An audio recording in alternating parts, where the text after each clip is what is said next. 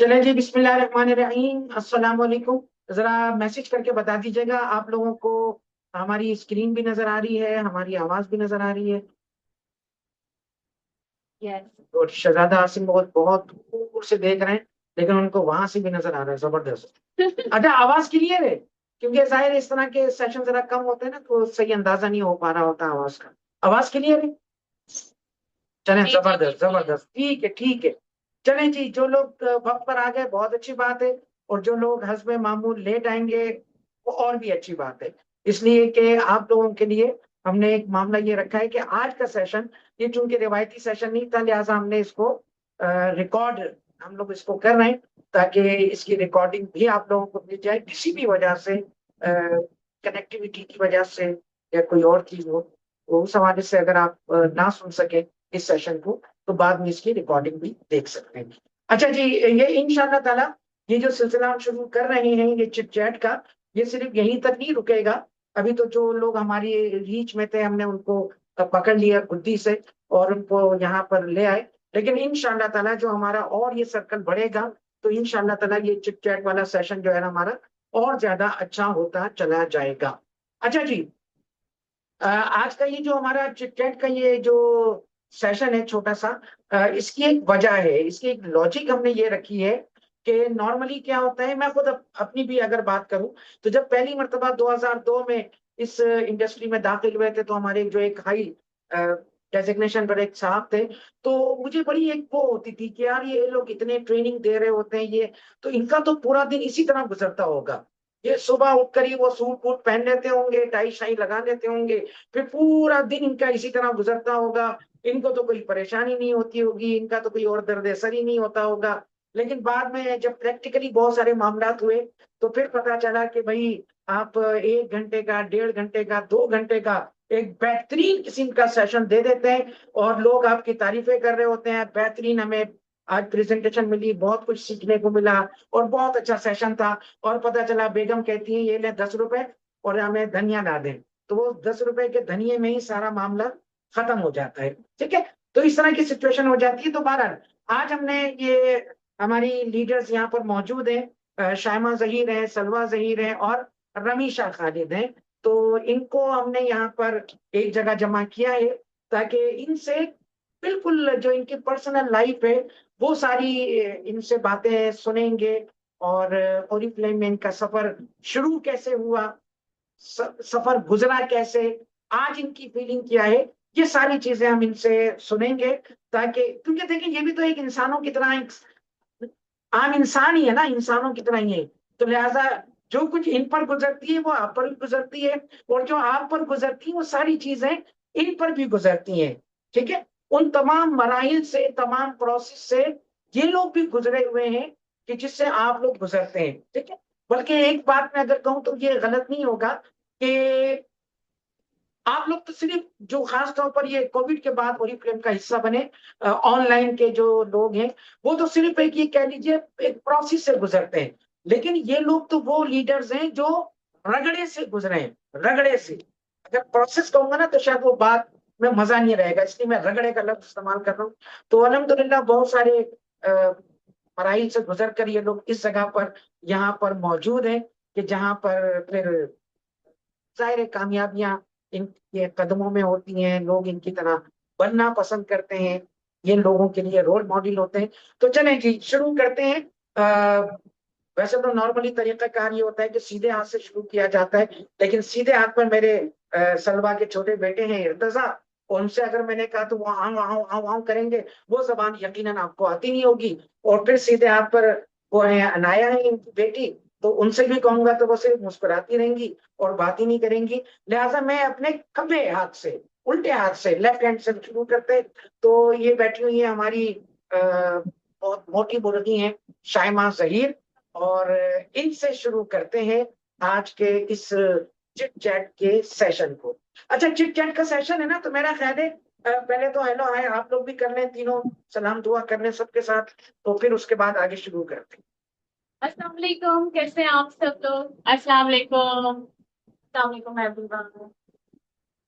अच्छा, लग ऐसी रहा है मुझे कि किसी ट्रेनिंग में ही मौजूद है आप लोग। कोई फॉर्मल वाला स्टाइल, कोई फॉर्मल वाला स्टाइल नहीं करना। और अभी हमारे साथी जो है सवाल जवाब भी करना शुरू करेंगे, तो उनके भी हमने जवाब देने होंगे। तो बिल्कुल आप इस टाइम भूल जाएं कि ये कोई प्रेजेंटेशन हो रही है, या कोई ट्रेनिंग हो रही है, कोई सेशन हो रहा है। इस चीज को भी भूल जाएं कि कोई रिकॉर्डिंग हो रही है। ठीक है?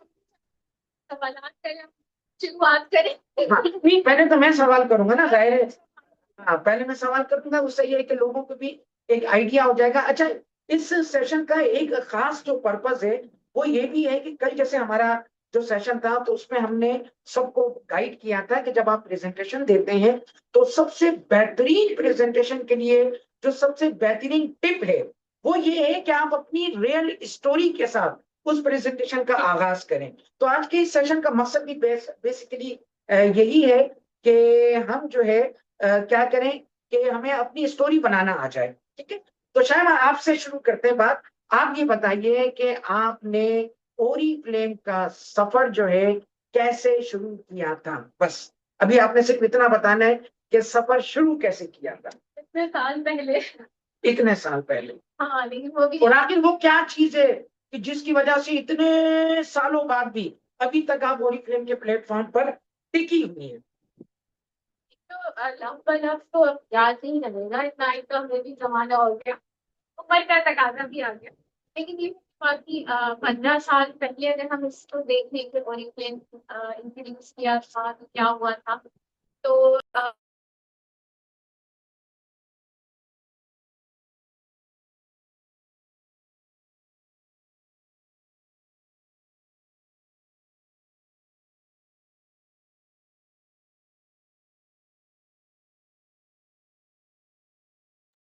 हो गया नहीं सर? जी ओके। जी, सॉरी श्यामा, आप बात कर रहे थे, असल में लैपटॉप में इशू आ गया था। जी जी जी। जी। ये है कि इंट्रोड्यूस मेरे बड़े भाई ने मुझे करवाया था ओरिफ्लेम आज से 15 साल पहले। और उस वक्त मुझे जो है वो एक्चुअली नहीं समझ में आया था, जिस तरह अभी हम लोग सबको कहते हैं कि जी आप पूरी फिल्म इंट्रोड्यूस करवाएं। और हमें यही सामने वाले से सुनने को मिलता है, या हमारे जो मेंबर्स हैं या ब्रांड पार्टनर्स को हमें कहते हैं कि जी मैम हमें तो कोई नहीं सुन रहा, या हमारे से कोई मेंबर नहीं बन रहा, तो एग्जैक्टली उनसे भी मैं मेंबर नहीं बनी। अच्छा, और एक छोटी सी चीज शर्मा, एक छोटी सी चीज बताएं। आपके जो बड़े भाई जिनकी वजह से आप ओरी फिल्म में शामिल हुई, जो आपके स्पॉन्सर थे, क्या इस वक्त वो ओरी फिल्म में हैं? नहीं बस मैं असल में ये बात इसलिए बताना चाह रहा था कि हाँ हाँ, ये मैं इसलिए बताना चाह रहा हूँ, हमारे बहुत सारे साथी जो है ना, वो बहुत परेशान हो जाते हैं कि जी हमारा जो स्पॉन्सर है वो तो है ही नहीं, वो मुझे गाइड ही नहीं करता। ओ भाई, वो गाइड करे ना करे कोई फर्क नहीं पड़ता। आपने काम करना है आपके ड्रीम में। तो लिहाजा अभी देखिए शायमा जो बता रही हैं, इनके बड़े भाई ने इनको मतलब स्पॉन्सर किया, लेकिन अब वो खुद ओरी फ्लेम में नहीं है। क्या फर्क पड़ा? ये अल्हम्दुलिल्लाह ओरी फ्लेम में आज भी मोटी मुर्गी चले। अच्छा जी। तो समझाने से ना मुझे नहीं समझ में आया। ऐसा हाउस वाइफ जैसे सब खवातीन कहती हैं कि भाई हमारे ये मसले वो मसले ये मसले, मैंने उन्हें मसलों का पटारी खोल के रख दी थी लिटरली, जो हमारे साथ भी होता है। मगर वही बात के स्पॉन्सर अभी वो बने नहीं थे, लेकिन वो मेरी जो है वो कहते हैं ना पटारी सुन के डर गए। तो सेम मुझे आज भी ऐसे ही लगता है कि अगर हम किसी भी मसलों की पटारी सुनते हैं ना, तो हम फौरन डर जाते हैं और हम कहते हैं यार ये तो मेंबर बन नहीं सकती, या ये कहाँ मेंबर बनेगी, इतनी पटारी इसने हुए सवाल और जवाब और मसलों की खोल दी है, इससे भाई सलाम दुआ ही काफी है, या इसको कैटलॉग दो और जाओ। तो ऐसे ही हुआ, बस उन्होंने कहा कि चलो एक प्रोडक्ट तुम यूज करके देखो, तो मैंने कहा कि चले हाँ मैं ये कर सकती हूँ, मैं प्रोडक्ट यूज कर। मैंने उनसे सोप किया, इस्तेमाल किया। और जो सोप ऑर्डर किया था मुझे वो नहीं मिल सका था, उसकी जगह वो कोई और ले आया। और ये भी हमारे साथ होता होगा कि आपके डिमांड के मुताबिक एग्जैक्ट वो चीज नहीं मिलती, और आप फिर क्या करते हैं, आप शट डाउन कर देते हैं अपनी सारी चीजों को कि नहीं भाई मेरी बात नहीं मानी गई, मुझे प्रोडक्ट दूसरा मिल गया, अब तो मैंने इनको भी ब्लॉक कर देना है और बात भी नहीं करनी। मेरे साथ ये सीन था कि भाई वो सामने भाई है और भाई से गलत प्रोडक्ट आ गई है, तो भी मैंने ये नहीं कहा कि आप गलत ले आए, मैंने ये कहा चलो मैं यूज करके देखती हूँ, मुझे अच्छी लगेगी तो डेफिनेटली मैं इसे आगे यूज कर सकूंगी। बस ये शुरू का लम्हा था जब मैंने ओरिफ्लेम की प्रोडक्ट का इस्तेमाल किया। लेकिन मैंने इसको साइन अप नहीं किया था, रजिस्ट्रेशन उससे पहले हार्ड कॉपी में होती थी कि हमें अपना CNIC की कॉपी देनी है, पेपर फिल करना है, फीस सबमिट कराने के लिए देनी है, तो ये प्रोसीजर भी मुझे बहुत लेंथी लगा था। मैंने इसको बिल्कुल भी नहीं किया। कि 3 महीने के बाद जो है बल्कि उनको मैंने आखिर में ये भी कह दिया था कि अब आप ना आइएगा जरूर मिलने, लेकिन ऑरिफ्लेम की बात नहीं करिएगा। यानी इसके अलावा कुछ बात ही नहीं करती। यानी आज की टर्मिनोलॉजी में आपने उनको ब्लॉक कर दिया। हाँ, भाई थे तो वो मोबाइल पे ब्लॉक नहीं थे, लेकिन ऑरिफ्लेम के लिए वो मेरे घर आ नहीं सकते थे, बस वैसे मिलने आ सकते थे। तो भाई ने कहा कि चलो ठीक है, तुम्हें नहीं समझ में आ रहा, लेकिन देखो तुम करोगी ना तो तुम कर सकती हो। तो मैंने कहा भाई मैं कर ही नहीं सकती, आप मुझे मत बताइएगा। तो बस यही हुआ, और 3 महीने के बाद मेरा छोटा भाई आया था। अच्छा, छोटे भाई ने जिस तरह बताया मुझे तो ऐसे लग रहा था मैं पैसों में नहा रही हूँ। उसका बताने का अंदाज बिल्कुल लिक्विड था। उसने कहा कि देखिए बाजी, अभी जैसे आपकी जो है वो चीजें कुछ ना कुछ रह जाती हैं, पूरी नहीं हो पाती, क्या करती हैं? मैंने कहा बस सब कुछ है, कोई एक्स्ट्रा नहीं चाहिए।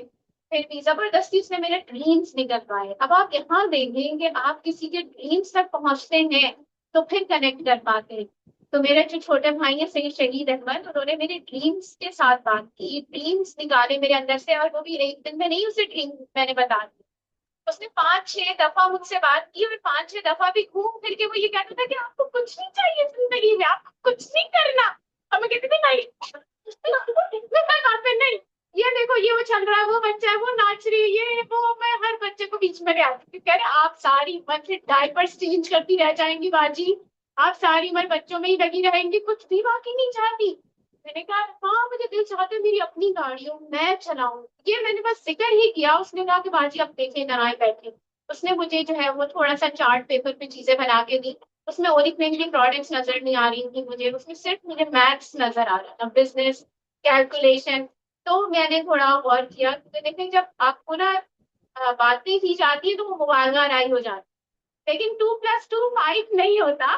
2+2 4 ही होता है, इसमें हम गलत नहीं करेंगे। तो उसने मुझे बहुत सारी चीजें बताई, और कुछ ही टाइम में विद इन 5 मिनट्स उसने मुझे 5, 10 नहीं, 20, 25 हजार रुपए मंथली अर्न करने का थोड़ा सा स्ट्रक्चर बना के दिया। उसको मैंने देख के बड़ा हैरान हुई। मैंने कहा ऐसा करो, ये तुम कर सकते हो, तुम कर लो। अब मेरा ये जवाब करे तो सुन के मैं खुश हो गई। अब मैंने उसको कह दिया कि भाई अब ये तुम करो, तुम कर सकते हो। उसने कहा नहीं बाजी, ये मैं आपको बता रहा हूँ, मैं तो कर ही रहा हूँ। कल को आप ये कर सकती हैं, और ये आपकी सेविंग्स है, ये आपके पैसे होंगे, और 1 साल बाद अगर आपकी जेब में 1 लाख रुपए आ रहे हो तो कैसा लगेगा? मेरी आंखें बस खुली हुई थी, और मैं कह रही 1 लाख रुपए।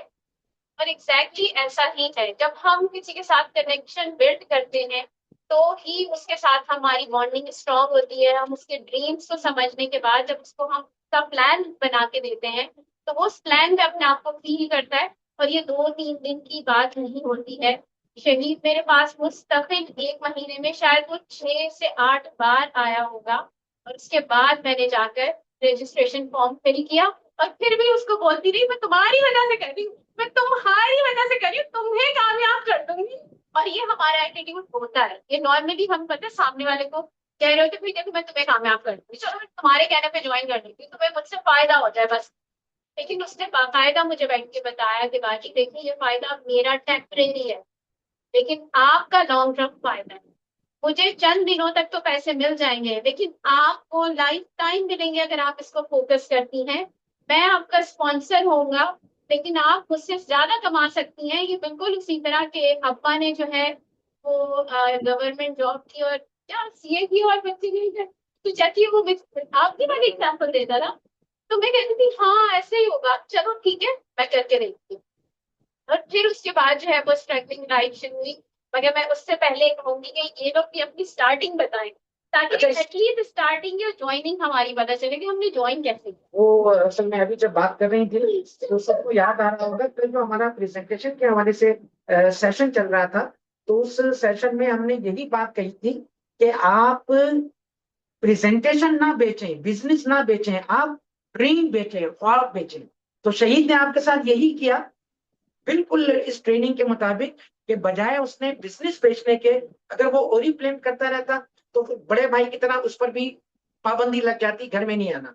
उसने सिर्फ अपने ख्वाब बेचे आपको, ठीक है। अच्छा, दूसरी चीज ये थी, आपने नहीं, सॉरी, आपके अपने ख्वाब बेचे। दूसरी चीज ये थी कि कई मरतबा ऐसा होता है कि जब हम किसी से इनकार सुनते हैं उसी वक्त हम ना उम्मीद होकर बैठ जाते हैं, यार इसने तो मना कर दिया। अब आपने कहा कि 3 महीने 4 महीने तक मैं ना ना ना ना करती रही, इनकार करती रही, इनकार करती रही, उसके बावजूद वो आते रहे। और उसके बाद शहीद आया, उसने दूसरे स्टाइल में आपको एक चीज अंडरस्टैंड कराई और अंडरस्टैंड हो गई। अच्छा, एक चीज छोटी सी, तीनों से एक सवाल है मेरा। अभी शायमा ने ये कहा कि जी 2 + 2 5 तो नहीं हो सकते ना, 2 + 2 तो 4 ही होते हैं। लेकिन मेरा दावा ये है कि 2 + 2 5 हो सकते हैं। बताएं कैसे? चले जी, आपके लीडर जो है ना, इनका भी एक इम्तिहान है कि आपके लीडर जो है, इनका आई कितनी स्पीड से चलता है। चले जी, बताएं। सलवा, आप बताएं। रोजाना रोजाना स्टेटस लग रहे होते हैं, इनने बच्चों को पढ़ाने जा रही है अपने बच्चों को। 2 5 कैसे हो सकते? यही तो मैं पूछ रहा हूँ ना, मेरा सवाल है, वो हो सकते हैं। एग्जैक्टली। इनकी किडनी कैसे चल रही है? बस ये देखिए, इस तरह के आईक्यू के सवाल होते हैं जो लीडर्स जो है ना, अल्हम्दुलिल्लाह वो इन चीजों में मास्टर होता चला जाता है कि भाई 2 + 2 5 कैसे होते हैं, गलती से। दैट्स इट, अल्लाह ना कैसे। रमीशा, अब आप बताएं। दो माइक असल में दोनों तरफ की लाइन है ना। आप आराम से बात करें।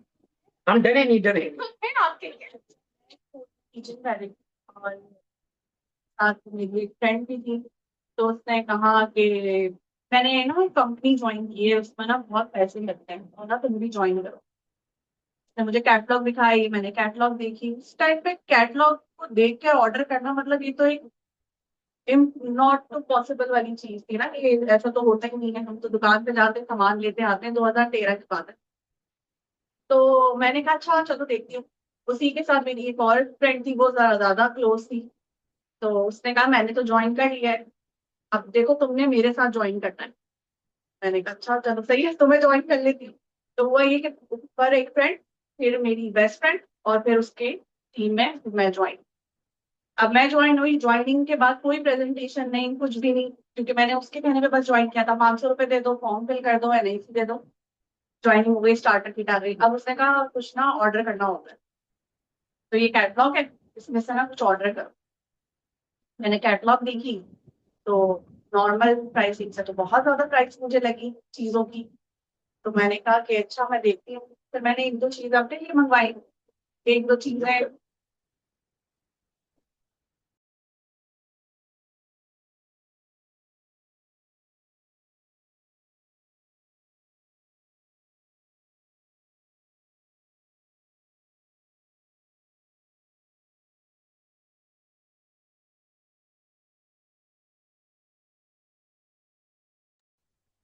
जी, कंटिन्यू।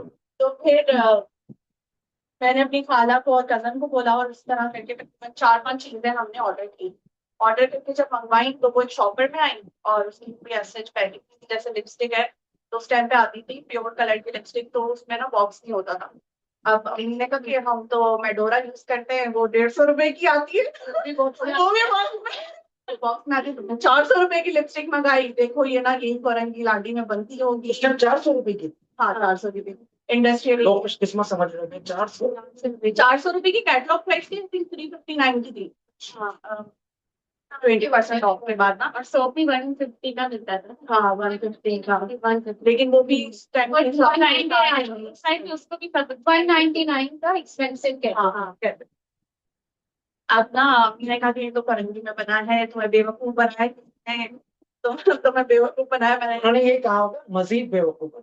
नहीं, उन्होंने कहा तुम्हें बेवकूफ बनाया है और वापस करो। उस टाइम पे हमेशा नहीं नहीं 18 साल की हुई थी ना। नया नया शनाख्ती कार्ड बनता है ना, तो वो उस टाइम पे बच्चे वैसे ही जज्बाती हुए होते हैं। बस होता है कि फिर वो घर वाले फिर और ज्यादा कहते हैं कि तुम्हें ये क्या कर लिया। बड़ा मजे का सीन हुआ उस पे। फिर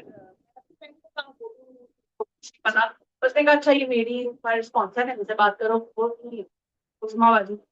मैंने उनको किया तो उन्होंने कहा कि अच्छा मैं तुम्हें ना हमारी मैनेजर है उनका नंबर देती हूँ। तो मैंने मैनेजर को फोन फोन था, मैनेजर मैं सबको कह रहा हूँ, टॉप लीडर से मैं मुलाकातें करवा रहा हूँ, आपके पता चला वो मैनेजर। अच्छा वो मैनेजर थी। मैंने उनको कॉल करके नॉन स्टॉप मैंने बोलना शुरू कर दिया कि आप लोग बेवकूफ बनाते हैं जी, आप लोग बेवकूफ बनाते हैं लोगों को, बेकार चीजें देनी, ये ढंग की कोई चीज नहीं थी, ये वो मैंने इस तरीके से सुना। अच्छा, इनका जो रिस्पॉन्स था ना, उसने मुझे मतलब इतना मैं हाइपर थी और बिल्कुल मैं नीचे आ गई। तो मैंने कहा ठीक है, मैं आपकी बात अंडरस्टैंड करती हूँ। अच्छा, मुझे सिर्फ एक बात बताएं कि आपने वो यूज की? मैं लिपस्टिक की कंप्लेन कर रही हूँ, आपने वो यूज की? मैंने कहा नहीं। तो कह रही अच्छा, आप ना उसको यूज करें, फिर आप मुझे बताइएगा। और कोई बात नहीं, कोई और डिस्कशन नहीं। अब जब मैंने यूज की तो मेरे पास अल्फाज ही नहीं थे कि मैं कुछ कह सकूं, कुछ बोल सकूं, क्योंकि वो इतनी, उसका टेक्सचर, उसकी फ्रेग्रेंस और उसकी एप्लीकेशन इतनी स्मूथ कि मुझे वाज़ेह फर्क महसूस हो गया एक आम लिपस्टिक में और एक इसमें। यानी आपका गुस्सा जो है वो फौरन झाग की तरफ है। हाँ, वो इसलिए बैठा क्योंकि उन्होंने मेरी पूरी बात सुनी, मेरा जो मसला था उसको सुना, वो एक्नॉलेज किया, ये नहीं बोला नहीं नहीं नहीं नहीं ऐसे नहीं होता, और ये तो बहुत अच्छा, और ये तो बहुत बेहतरीन है। तो मुझे ये चीज अच्छी लगी कि मुझे सुना गया, मेरा प्रॉब्लम अंडरस्टैंड किया गया, और उसके बाद उन्होंने मुझे उसका सोल्यूशन भी दे दिया। और ये सारा मुमकिन कैसे हुआ होगा, यकीनन सलवा की जो है इसमें नॉलेज में जब इजाफा हुआ तो सलवा को ऑब्जेक्शन हैंडलिंग आ गई होगी तो यूनियन। मतलब 12% मैनेजर लेवल पर उन्होंने किस तरीके से मुझे डीलिंग किया, आज के डेट में डायरेक्टर्स भी नहीं कर पाते। सलवा जी है अब सलवा से पूछते हैं सलवा के हाथ साथी तौर पे कहाँ पे आ गई। हाँ, अब अच्छा अगर अब मैं ये बताऊँ ना, इनसे पहले छोटा भाई मेरे पास आया था मैं छोटे भाई और मैं सोच रही थी पहले मैंने क्यों नहीं ज्वाइन ये सलमा, अभी भी हमारी जो सेशन हो रहे थे ना, तो नेम लिस्ट सिलेक्शन और उसके बाद जब इनविटेशन की बात हो रही थी, हम यही बात कह रहे थे कि अक्सर लोग क्या होता है, नामों की फहरिस्त बना ली, सॉर्ट आउट भी कर लिया, अच्छा कल मिल लेंगे, परसों मिल लेंगे, बाद में कर लेंगे। यार ये तो मुझसे पूछे बगैर पानी नहीं पीते, मैं इससे बाद में मिल लूंगी, बाद में पता चलता है वो तो पहले ज्वाइन हो चुकी। तो जिसको आपने ज्वाइन कराना होता है, देर करने का ये भी नुकसान हो जाता है। अब बोलो। सबसे पहले शहीद है जो है ना, मेरी और उसकी ज्यादा अच्छी दोस्ती थी, तो वो सबसे पहले मेरे पास ही आया था ये सब बताने के लिए। तो मेरे उस वक्त बच्चे चल रहे फेज में आपके बच्चे छोटे ही होंगे, ये बड़े कब होंगे? हम ऐसा करें, इनके नाम महंगाई है। ट्विंस थी माशाल्लाह, उनमें मैं इतनी उलझी भी होती थी, बेटा भी 3 4 साढ़े 3 साल का था। तो मुझे तो होश ही नहीं होता था इन चीजों का। तो उसने मुझे सब बताया, मैं कहा देखो मैं ना ये कुछ यूज करती हूँ ना मेरा कोई सोशल सर्कल है, तुम ऐसा करो तुम बाजी को बताओ, उनका बहुत अच्छा सोशल सर्कल है, वो बहुत ही सारी बातें बन सकती थी, मैं मेरी बन सकती थी। तो उस वक्त मैंने यही कहा कि तुम ना बाजी से बात करो भाई, मुझे ये सब समझ नहीं आता, और ना मैं मुझे कोई ना मैं यूज करती हूँ चीजें, ना मैं सेल कर सकती हूँ, ना मैं मेंबर बना सकती हूँ, तो तुम बाजी से बात करो। तो फिर उसके बाद वो बाजी के पास गया था और वो भी उन्होंने अपनी स्टोरी सुना दी। खैर अच्छा, अब जब ये भी मेंबर बन गई उसके बाद भी मैं मेंबर नहीं बनी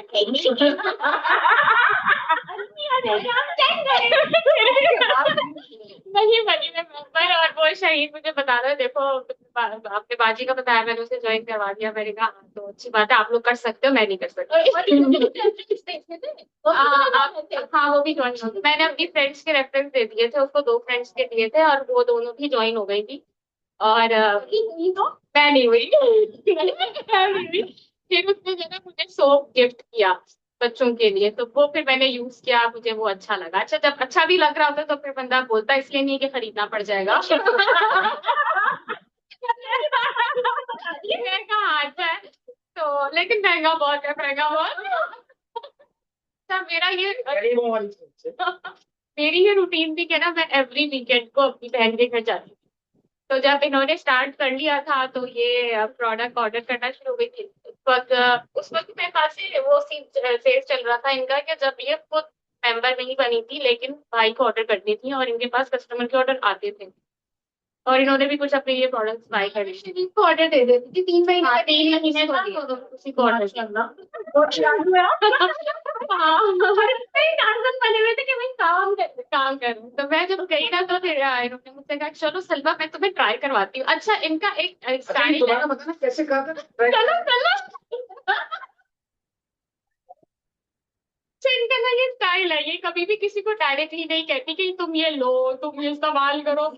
इनका ये स्टाइल है कि चलो मैं तुम्हें ट्राई कराती हूँ, इतना जबरदस्त है। कहा हाँ हाँ चलो देखो ये लो, ये फेस वॉश लो, जाओ मुंह धो के आओ। मतलब ऐसा भी नहीं कि खुद मुझे लेके बैठ गई हो कि फेस वॉश कर रही है, जाओ तुम मुंह धो के आओ। मैं मुंह धो के आ गई, मुझे बड़ा अच्छा रिफ्रेशिंग फील हुआ। अच्छा ये लो स्क्रब लो, ये जाओ ये भी धो के आओ। मैं कहा ये कैसे धो, स्क्रब से कैसे वॉश, वैसे जैसे मुंह धोते हैं। मैं कहा अच्छा ये वैसे ही धो के आ गई। फिर वो और स्किन पे और फ्रेशनेस आ गई। चलो सलवा तुम ये क्रीम लगाओ। फिर मैंने वो क्रीम लगाई। तो वाकई जो फेशियल लेके सलोन से रिजल्ट नहीं आता, वो सिर्फ मैंने अपने तौर पे जिस तरह से प्रोडक्ट यूज किए उससे भी अच्छा रिजल्ट मुझे मिला, और वाकई फ्रेशनेस भी हुई। क्योंकि मैं वैसे ही बच्चों में बिजी है, वो अपना वैसे ही में केयर नहीं कर रही थी, तो वो और भी अच्छा रिजल्ट आया इस वजह से। मैं कहा जी ये तो अच्छा है। मैं शायद जाना भी था दोस्त क्या। हाँ नहीं मतलब ज्यादा नहीं था, मैं वैसे ही हफ्ते में एक दफा आती थी तो रेस्ट करती थी, तो वो इस वजह से वो मुझे बड़ा अच्छा लगा। मैं कहा हाँ जी ये तो बड़ा अच्छा है, लगाना भी मुश्किल नहीं है। तो हाँ हाँ सलवा बस ऐसे ही है, तुम भी ऐसा करो मेंबर बन जाओ। फिर उन्होंने मुझे चीजें बताना शुरू की कि तुम बस जब खरीदोगी तो तुम्हें इतना डिस्काउंट मिल जाएगा, बस यही है और कुछ भी नहीं करना। मैं कहा बस। तो कह रही हाँ हाँ बस तुम्हें ना 500 रुपए देने होंगे, रेनेसी देने होंगे। अब मेरे पास पूरी प्रेजेंटेशन नहीं थी बिठा के, नहीं कोई प्रेजेंटेशन नहीं थी। हमें पीपी करना है, तुम्हें मेंबर बनाना है। यहाँ पर आके मैं फिर अटक गया, मैं कहा नहीं मेंबर नहीं बनूंगी, मैं आपसे मंगवा लूंगी। आप लोगों के साथ भी मैं आपसे मंगवा लूंगी, क्योंकि मैं खरीदूंगी सिर्फ, मैं ना मैं सेल कर सकती हूँ ना मैं मेंबर बना सकती हूँ, इसलिए मैं मेंबर नहीं बनूंगी। और फिर ये सब कुछ बोल पाल के मैं आ गई, घर आ गई हूँ, लेकिन मुझे चीजें बड़ी अच्छी लगी। फिर भी मैंने खरीदा कुछ नहीं।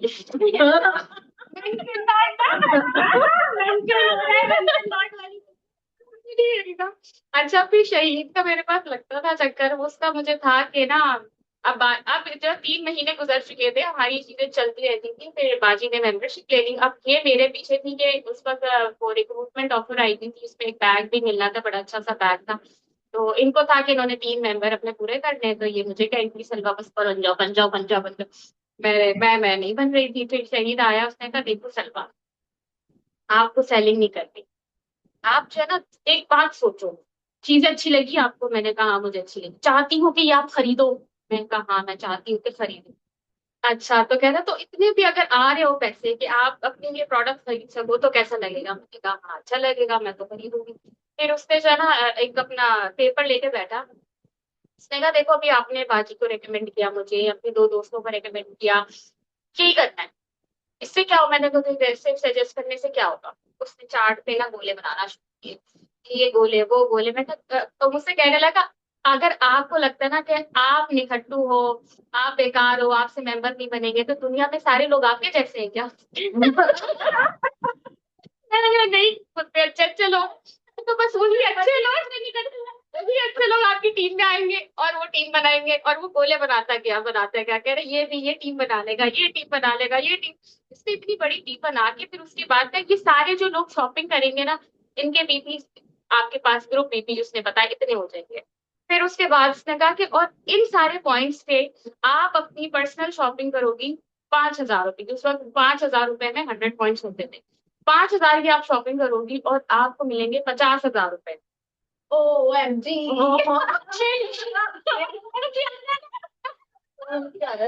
तो कह रहे फिर करो ना 100 पॉइंट, क्योंकि मेरे दिमाग में ना 100 पॉइंट फंसे हुए थे कि मैं ये नहीं कर सकती। तो कह रहा फिर करोगे 100 पॉइंट? मैं कहा तुमसे 5,000 रुपए लेके करूंगी। फिर जब मुझे 50,000 मिलेंगे उसमें से तुम्हें वापस कर दूंगी। उसने कहा बस यही कर लो, बस यही कर लो, अरे कुछ नहीं हो। बस फिर मैंने अपने मियाँ से 500 रुपए लिए कि मुझे सिर्फ ये बैग लेना है, ये मेंबरशिप की ऑफर आई हुई है, तो मैं अगर इस महीने ज्वाइन करती हूँ तो मुझे ये तीसरे महीने में बैग मिल जाएगा। मेरे मियाँ ने 500 रुपए दे दिए मुझे। मुझे बैग लेना, मुझे 500 हर महीने मुझे मुझे ये नहीं बता। फिर बस इस तरह से मैं पेपर बन ये भी बहुत अच्छी बात है। हस्बैंड को क्योंकि पहले जब मैंने हस्बैंड को बताया था तो क्या तुम घर संभाल लो बड़ी बात है, बच्चे संभाल लो बड़ी बात है, तुम इन चक्करों में कहाँ पड़ रही हो, तो उन्होंने उस वक्त मुझे मना भी कर दिया था। लेकिन जब मैंने ये कहा कि ये बैग मिलेगा मुझे बस 500 रुपए वो बैग की वर्थ आई थिंक 4,500 5,000 की है, 4,900। और वो अच्छा खासा बड़ा बैग था, मुझे बेबी बैग ले लेके मैं बहुत तंग आ चुकी थी। मुझे था कि स्टाइलिश भी हो और बच्चों की चीजें भी उसमें आ जाए, तो मुझे उस वजह से बहुत अच्छा लग रहा था, तो मेरे मैंने दे दिया 500 सर्विस में एक हमें टिप समझ में आती है कि सामने वाले की जो वो सुनना चाहता है बात, उस तरह से बात करके आप उसे कन्विंस कर सकते हैं। जरूरी नहीं है कि हर बात में हम झगड़ा करें या लंबी करें। अच्छा है कि जैसे सलमा ने कहा कि मुझे ये बैग लेना है, तो भाई आपको सारी स्टोरी नहीं सुनानी, ना सुनाए, एटलीस्ट बैग तो सच्चा था, इन्होंने लिया भी। अच्छा, वैसे सलवा का मैं एक चीज में बताता चलूं जो मेरे जहन में अक्स बना हुआ था, क्योंकि जब पहली मर्तबा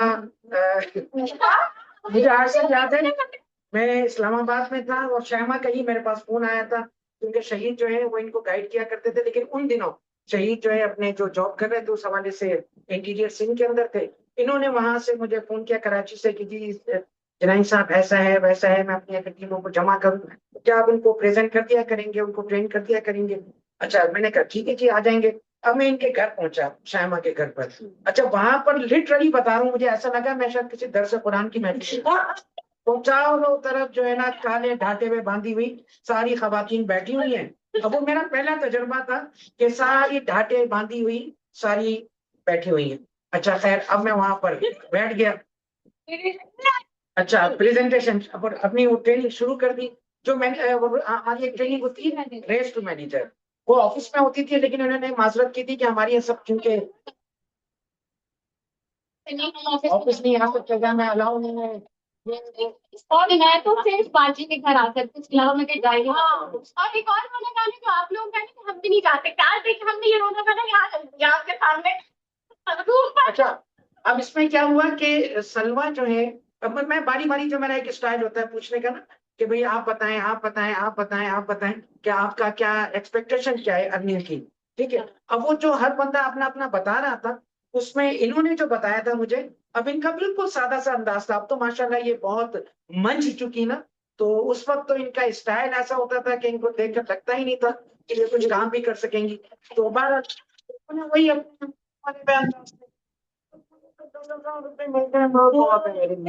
अच्छा, नॉर्मली क्या होता था कि 10,000 रुपए वाले से मैं बात ही नहीं करता। मैं तो ये कहता था कि कम से कम जिसका विजन ये हो 40-50 हजार रुपए मुझे महीने के चाहिए। ये ताजुर्बों की बात हो रही है ना, तो जो आज के 1,00,000-1,50,000 उससे मैं आगे बात करता था, वरना मैं कहता था यार ये ऐसे ही है। तो इन्होंने कहा 10,000, मैंने कहा बस, हाँ बस ठीक है, मैं चाहती हूँ कि मुझे अपने हस्बैंड से, जाहिर पता चल गया ना 500-500 रुपए तो मांगना पड़ते थे इनको, तो वो अपने हस्बैंड से मुझे पैसे ना मांगने पड़े बच्चों के लिए। अच्छा, यकीन करें, मैं एक सुनम इनके सामने ज़ाहिर करता हूँ कि ये बहुत मोटी मुर्गी है, माशाल्लाह माशाल्लाह। उस वक्त मेरे जहन में खाका इनका ये बना कि ये इंतहाई गरीब औरत है। उनके हस्बैंड जो है वो कोई मोटे से और कई बेचारे छोटी मोटी कोई जॉब करते होंगे, पसीने पसीने होते होंगे पूरा दिन, और तब जाकर पूरे महीने बाद थोड़े से पैसे लाकर इनको देते होंगे। और जो रिवायती घरों में होता है कि इनको जेब खर्च के तौर पर तो कुछ भी नहीं मिलता होगा। अल्लाह अल्लाह खैर से, ये मेरे जहन में बना। अच्छा, उसके बाद जब ये एक्टिवली इन्होंने काम करना शुरू कर दिया, सब कुछ करना शुरू किया, वो जो हम बात करते हैं ना कि 6 महीने के अंदर अंदर आपकी अर्निंग 50,000 को क्रॉस कर जाएगी, सुनते सब है। अंडरस्टैंड शायद कम कम लोग करते हैं, तो भारत ये उन्हीं लोगों में जिन्होंने अंडरस्टैंड किया और उसको कर गुजरी। लेकिन भारत एक दिन जो है ना, इनके मियाँ जो है, मतलब उस टाइम तो मुझे नहीं पता था ना कि इनके मियाँ है। उस वक्त क्या हुआ, एक यंगस्टर, एक बड़ा स्मार्ट सा बंदा दाखिल हुआ और संडे को रखी थी ऑफिस में, संडे को स्पेशल ट्रेनिंग, वो एक स्पेशल ट्रेनिंग थी। अब उसमें जब वो खत्म हुई तो एक यंगस्टर सा एक खूबसूरत सा बंदा दाखिल हुआ, वो बड़ा एक्टिव सा, और दाखिल हुए और उसके बाद सलवा से मिले और उसके बाद सलवा उनके साथ चल दी। अच्छा, मुझे बड़ा एक हैरत हुई, क्योंकि मेरे जहन में तो इमेज बना हुआ था ना कोई मोटा सा होगा और कोई गरीब सा शख्स होगा इसका। अब वो देखा एक बेहतरीन हाथ में गाड़ी, और जब नीचे मैंने जाकर देखा तो पता चला कि वो गाड़ी भी, जो उस टाइम ताई मजीद साहब के पास भी गाड़ी नहीं थी, वो माशाल्लाह गाड़ी, उसमें बैठे चल दिए।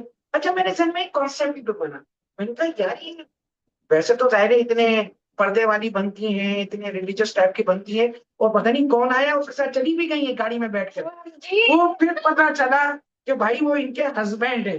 तो खैर अल्हम्दुलिल्लाह मामला अच्छा है, लेकिन कहने का मकसद ये है कि शुरू में सबके साथ ऐसे ही होता है। अभी आपको भी अंदाजा हो गया होगा बहुत सारी बातों को। अच्छा, अब अगले सवाल की तरफ आते हैं, तीनों बारी बारी जवाब देंगे ना, तो बहुत सारी चीजें और होती चली जाएंगी। ओरिफ्लेम में इस वक्त जो इंटरनेशनल ट्रेवलिंग वगैरह, बल्कि नहीं चले इंटरनेशनल ट्रेवलिंग पर भी अगले सवाल में आते हैं। शायमा आप बताएं ईमानदारी से, अभी कोई FBR वाले तो हम है नहीं कि कोई हमारा टैक्स कटना है, और अल्हम्दुलिल्लाह हमारा टैक्स तो पहले कटता है, बाद में हमें पैसे मिलते हैं। हम तो कोई आम दुकानदार की तरह, आम बिजनेस पर्सन की तरह डंडियां भी नहीं मार सकते, ठीक है। ये बताएं कि इस वक्त तक आपका जो सबसे हाईएस्ट जो चेक बना वो कितना बना महीने का? जो कैश रिवॉर्ड है वो अलग है, छोड़ दो। 6,78,000। जब 6,78,000 अंग्रेजों से इसी तरह इंतकाम लेना चाहिए इस तरह की 6,78,000 ये एक महीने का है। हाँ, इस महीने का। मैं सालाना जो आपने मेरा एवरेज निकाला नहीं, उसको छोड़े बस अभी महीने का। और हमेशा आप 3.25 लाख। 3.25 लाख। सलवा आपका? मेरा 4 लाख। पौने भी नहीं, 10 ज्यादा ही। 3 लाख का मतलब 80,000। और सलवा से मैं बार बार कहा करता था कि सलवा आप तो कहती थी 10,000 रुपए मुझे महीने के मिल जाए मेरे लिए बहुत है, बाकी पैसे हम गरीबों को दे दिया करूँ, लेकिन ये सुनती नहीं अब। अच्छा 10,000 रुपए की मुझे सिर्फ ओरिफ्लेम की शॉपिंग करनी थी ना, इसलिए मेरे दिमाग में 10,000 था। चलो बाकी पैसे दे दिया करो। तो अब तो मैं दे दूं। अच्छा पहली सोच थी। पहली सोच हम सबकी देखें, छोटी छोटी ख्वाहिशात होती है। शुरू में सबके साथ ऐसे ही होता है। और अभी भी आप लोग भी ये सोच रहे होंगे कि चलो हमने ओरिफ्लेम ज्वाइन किया है तो महीने के हम 5,000 10,000 कमाएं।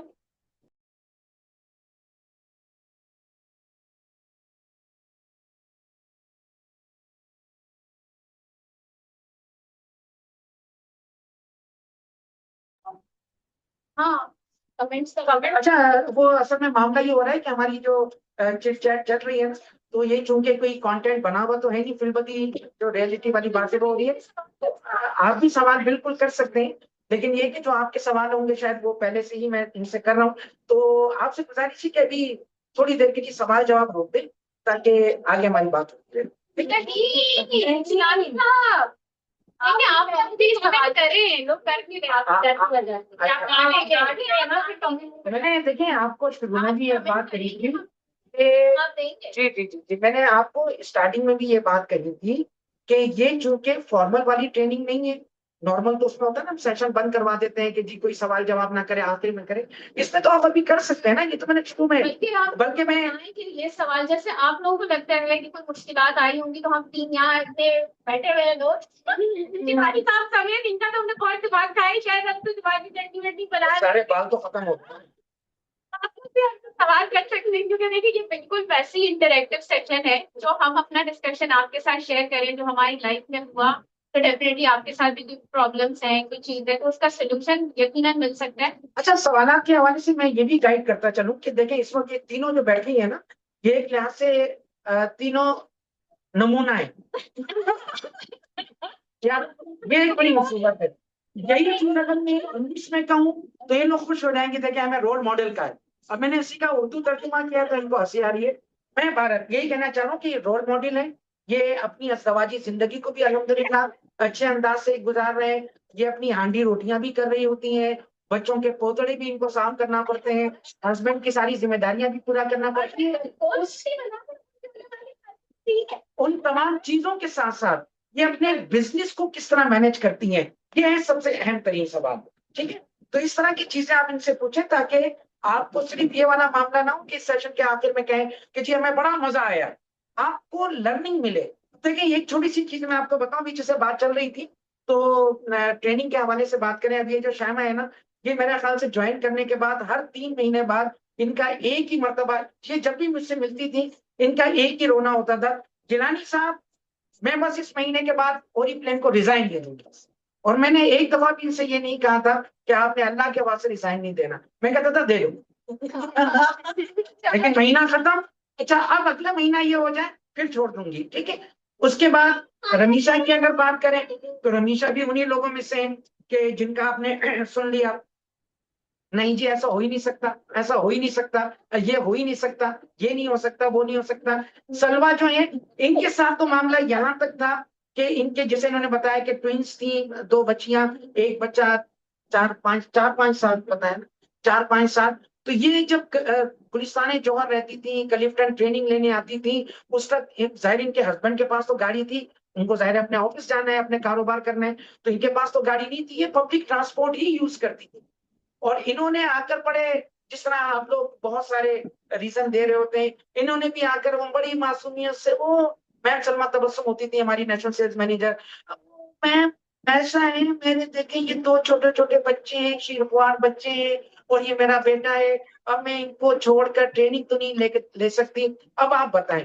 तो यकीन करें, उन्होंने ये नहीं कहा था कि कोई बात नहीं सलमा, हम आपके घर आकर आपको ट्रेनिंग दे देंगे, हम आपको टेलीफोन पर ट्रेनिंग दे देंगे। एक ही बात कही थी कि सलमा ये आपका बिजनेस है, मैनेज आप ही नहीं करना। फिर किस तरह मैनेज किया आप खुद अंदाजा कर सकते हैं। तो इस तरह के सवाल जवाब अगर होंगे ना, तो ये थोड़ा सा आसानी हो जाएगी। टाइम मैनेजमेंट, और हम तीनों आपको ना टाइम मैनेजमेंट का अलग अलग बता सकते हैं, क्योंकि हर चीज में आपका एक्सपीरियंस और सिचुएशन काउंट कर रही हो। ऐसा नहीं है कि जो मेरी सिचुएशन है वही आप लोगों की होगी, या सलमा या रमीशा की होगी। रमीशा उस वक्त की स्टूडेंट 18 ईयर्स की जब इन्होंने ज्वाइन किया, तो शायद इनसे वो लोग रिलेट कर पाए जो यंगस्टर्स हैं। अच्छा जी, सलमा बिल्कुल छोटे बच्चे जो कि कह लीजिए बिल्कुल न्यू बॉर्न बेबीज थे आपके। हाँ जब साल, 1 साल। हाँ हाँ जब ज्वाइन किया था तो 1 साल से भी छोटी। हाँ, क्योंकि उन्होंने ज्वाइन करने के भी 1 साल बाद जलानी साहब को देखा था। एक मतलब ट्रेनिंग देते हुए। हाँ, बिल्कुल छोटे छोटे 3-4 महीने के बच्चे थे इनके, आई थिंक सो, और उसमें मैं इनको ये सारी चीजें दे रही होती थी, तो अम्मी भी हमें फोन करके कभी कह देती थी उसको मत तंग करो, उसके छोटे छोटे बच्चे। तो ये होता है। और इस तरह की जो फैमिलीज में है आप लोग खवातीन, वो सलमा से बहुत सारी चीजें सीख सकती हैं, क्योंकि वो बिल्कुल छोटे बच्चे। फिर मेरे बच्चे जो है वो 3 इयर्स का बेटा, 8 और 9 इयर्स की बेटियां थी, तो वो घर में उस छोटे बेटे को भी साथ में संभाल लेती थी। तो हर कैटेगरी के मैनेजमेंट अलग होती है। सेम इसी तरह आपके घर में क्या जिम्मेदारियां हैं, आप ज्वाइंट फैमिली में हैं, आप सेपरेट रहते हैं, आप जो है स्टूडेंट हैं, तो आपके पेरेंट्स आपके साथ किस तरह से आप लोग मैनेज करें, सब चीजें अलग है। लेकिन सबसे इंटरप्ट कर रहा हूँ, वो बाद में करेंगे। अब जरा मुझे आप बताएं, इंटरनेशनल नहीं कैसे छोड़ देंगे बातों पे, ये बात में हम ट्रेनिंग करते रहेंगे। अभी आप सिर्फ अच्छी अच्छी बातें करें, हल्ले गुल्ले वाली बातें। लोग शायद हमारे चिट चैट के लिए आए हुए, ट्रेनिंग के लिए नहीं है। अब ये बताएं कि हमारे इतने सारे इंटरनेशनल टूर हुए, उसमें कोई ऐसा यादगार टूर कि जिसमें आपको बड़ा अच्छा लगा हो और वहां पर वो चीज हुई हो। वैसे कितने टूर्स 22 से ज्यादा मैंने माशाल्लाह अचीव किए हैं, लेकिन जो जबरदस्त लगा वो मुझे क्रूज का ट्रिप लगा। क्रूज बहुत ही मजेदार ट्रिप था, यानी कि एक ड्रीम ट्रिप था मेरा। एक क्रूज का ना वीजा ना मिलने की वजह से रिजेक्ट हो गया था, एक कहते हैं ना मिस हो गया। वो जो पहला था, हाँ पहला था, आई थिंक यूरोप का। कितना शहीद है। हाँ, वीजा ना लगने की वजह से ना बड़ा मसला हो गया था। मैं उसमें कहती कोई बात नहीं, अब मैं दोबारा से कोशिश करूंगा। ये ट्रिप्स आते रहते हैं, आपको स्ट्रगल करते रहना, मिलते रहेंगे ट्रिप्स। मुझे जब ये दोबारा मिला तो मैंने इसमें जान मार दी, अब तो मैं जाऊंगी जाऊंगी और वीजा भी लगाऊं। वीजा भी और सबसे अच्छा इसमें था एक तो डेक 14 अच्छा था, जिसमें हम खाना किसी भी वक्त खा सकते, 24 आवर्स उसमें खाना मिलता है। अब आपको पता है खाना खाने में कितना मजा आता है, वो भी अलग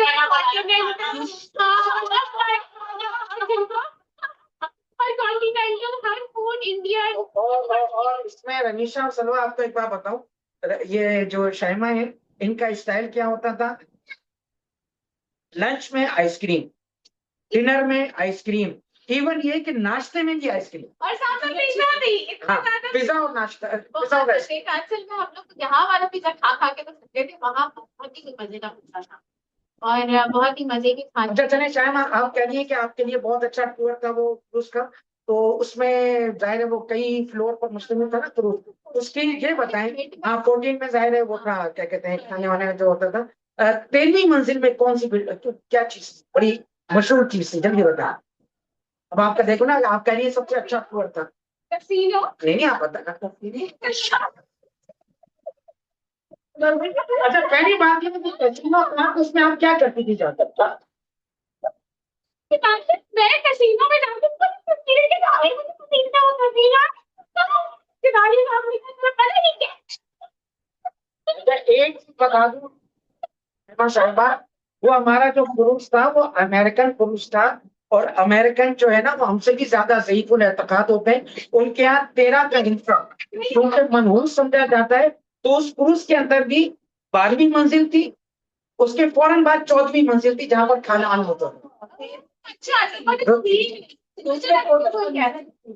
उसमें वो 16-17 मंजिला थी, नहीं, ऊपर थी। और ऊपर है तो बाकायदा वो ओपन एयर स्विमिंग पूल और सिनेमा हाउस ये वो। बहुत ज्यादा। और अच्छा देखिए शायमा प्लीज, ये पुरुष की बात करके ना सलवा के जख्मों का नमक नहीं चढ़े। मेरा वीजा नहीं लगा था उस क्रूज का, और नवीन का लग गया था। नवीन चले गए उस क्रूज। नवीन पार्टनर के तौर पर थे, उनका लग गया था, और मुझे आज तक याद है, काम मैंने किया और मुझे आज तक याद है ताहिर साहब ने मुझे फोन किया, कहने के यार जुनैनी साहब फला फला का वीजा लग गया है, और अनफॉर्चुनेटली सलवा का रह गया है। तो यार मेरी हिम्मत नहीं हुई उसको बताने की, आप बताओ।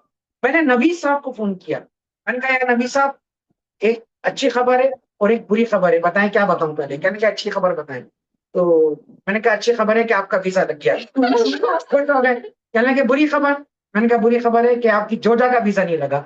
वो एकदम चौंक पड़े। तो मैंने कहा यार जरा उसको बता दे सलवा को। कहने लगे नहीं आज जुनैनी साहब मेरी हिम्मत नहीं होगी, आपकी अच्छी अंडरस्टैंडिंग हो चुकी है, आप बताओ। अब जब मैंने सलवा को फोन किया, सलवा को याद होगा, सलवा आगे मार मार कर रो रही है, मार वो मार। मेरे बच्चों को आज तक याद है इबाद गरबा नादिया को, कि वो कौन सा था जिसमें मामा रो रही अरे थी। माँ।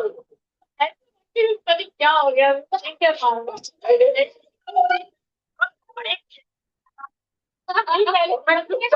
किसी की तरह वीजा लगवा के दिए मुझे, क्यों? क्या करना? कम अज कम आधे घंटे की हमारी कॉल थी जिसमें ये ताड़े मार मार कर सिर्फ रोती रही, रोती रही, रोती रही, और उसके बाद इन्होंने टेलीफोन फट से बंद कर दिया, और तकरीबन 1 घंटे बाद आप जा रहे हैं। तो खाना ये मेहनत इन्होंने की, सारी मेहनत इन्होंने की, और लेकिन एक अगर दो लोग जा रहे हो मियां बीवी, उसमें से अगर ना जा सके और बड़ा पल हो जाए। शोर नहीं तो हो सकता है जैसे खुशी की मेरा बात हो। हुआ था, जैसे मेरे साथ हुआ था, स्वीडन का ट्रिप था, पहला ट्रिप था इंटरनेशनल बोर्ड कॉन्फ्रेंस का स्वीडन का। तो हम गए थे, अब वीजा लेंगे तो पता चला कि 30 में से 19 लोगों का लगा है, बाकी पर नहीं लगा। तो ना लगने वालों में मैं भी शामिल। माशा तो जब पहले मैंने अपना खोला, फिर मैं रोई रोई रोई ना रोई, ताहिर साहब ने कॉल किया, दिलासे दिए, आप बताएं नेक्स्ट कौन सी डेस्टिनेशन जाए। मैंने कहा बाकू जाना है। फिर अच्छा चले हम इसको प्लान करते हैं। फिर जब कमर का देखा तो कमर का भी लगा था, तो फिर मुझे थोड़ी सी मतलब अगर मुझे फ्रांस की ट्रिप पे हुई थी। मतलब अगर कमर का लग जाता है। दोनों के लिए हाँ दोनों मैंने नहीं लगे। आपको बताया कि दोबारा नहीं लगा। मैंने कहा, अच्छा मेरे 2 दफा रिजेक्ट हो चुके थे, तो इसलिए जरा अब मुझे बर्दाश्त Used हो गई। कुछ हो गई थी। मैंने कहा अच्छा ये पता है नवीद का लगा के नहीं, नवीद जलाए साहब ने नवीद का भी नहीं लगा। मैं कहा, फिर अच्छी नहीं तरह से लेता।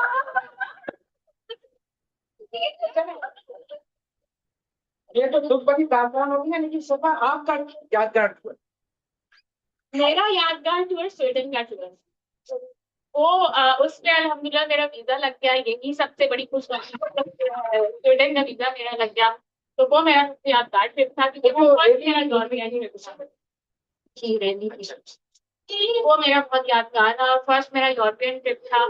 नजीब का तो हो चुका था, उसको मैंने कहना स्वीडन का भी नजीब का हो चुका था, तो उसका भी हो चुका था। फर्स्ट टाइम था वो भी नजीब के साथ। तो वो बहुत मेरा यादगार ट्रिप था। और उसकी एक और अच्छी बात ये थी कि 10th अगस्त को भी मेरा वेडिंग एनिवर्सरी भी उसी ट्रिप पे।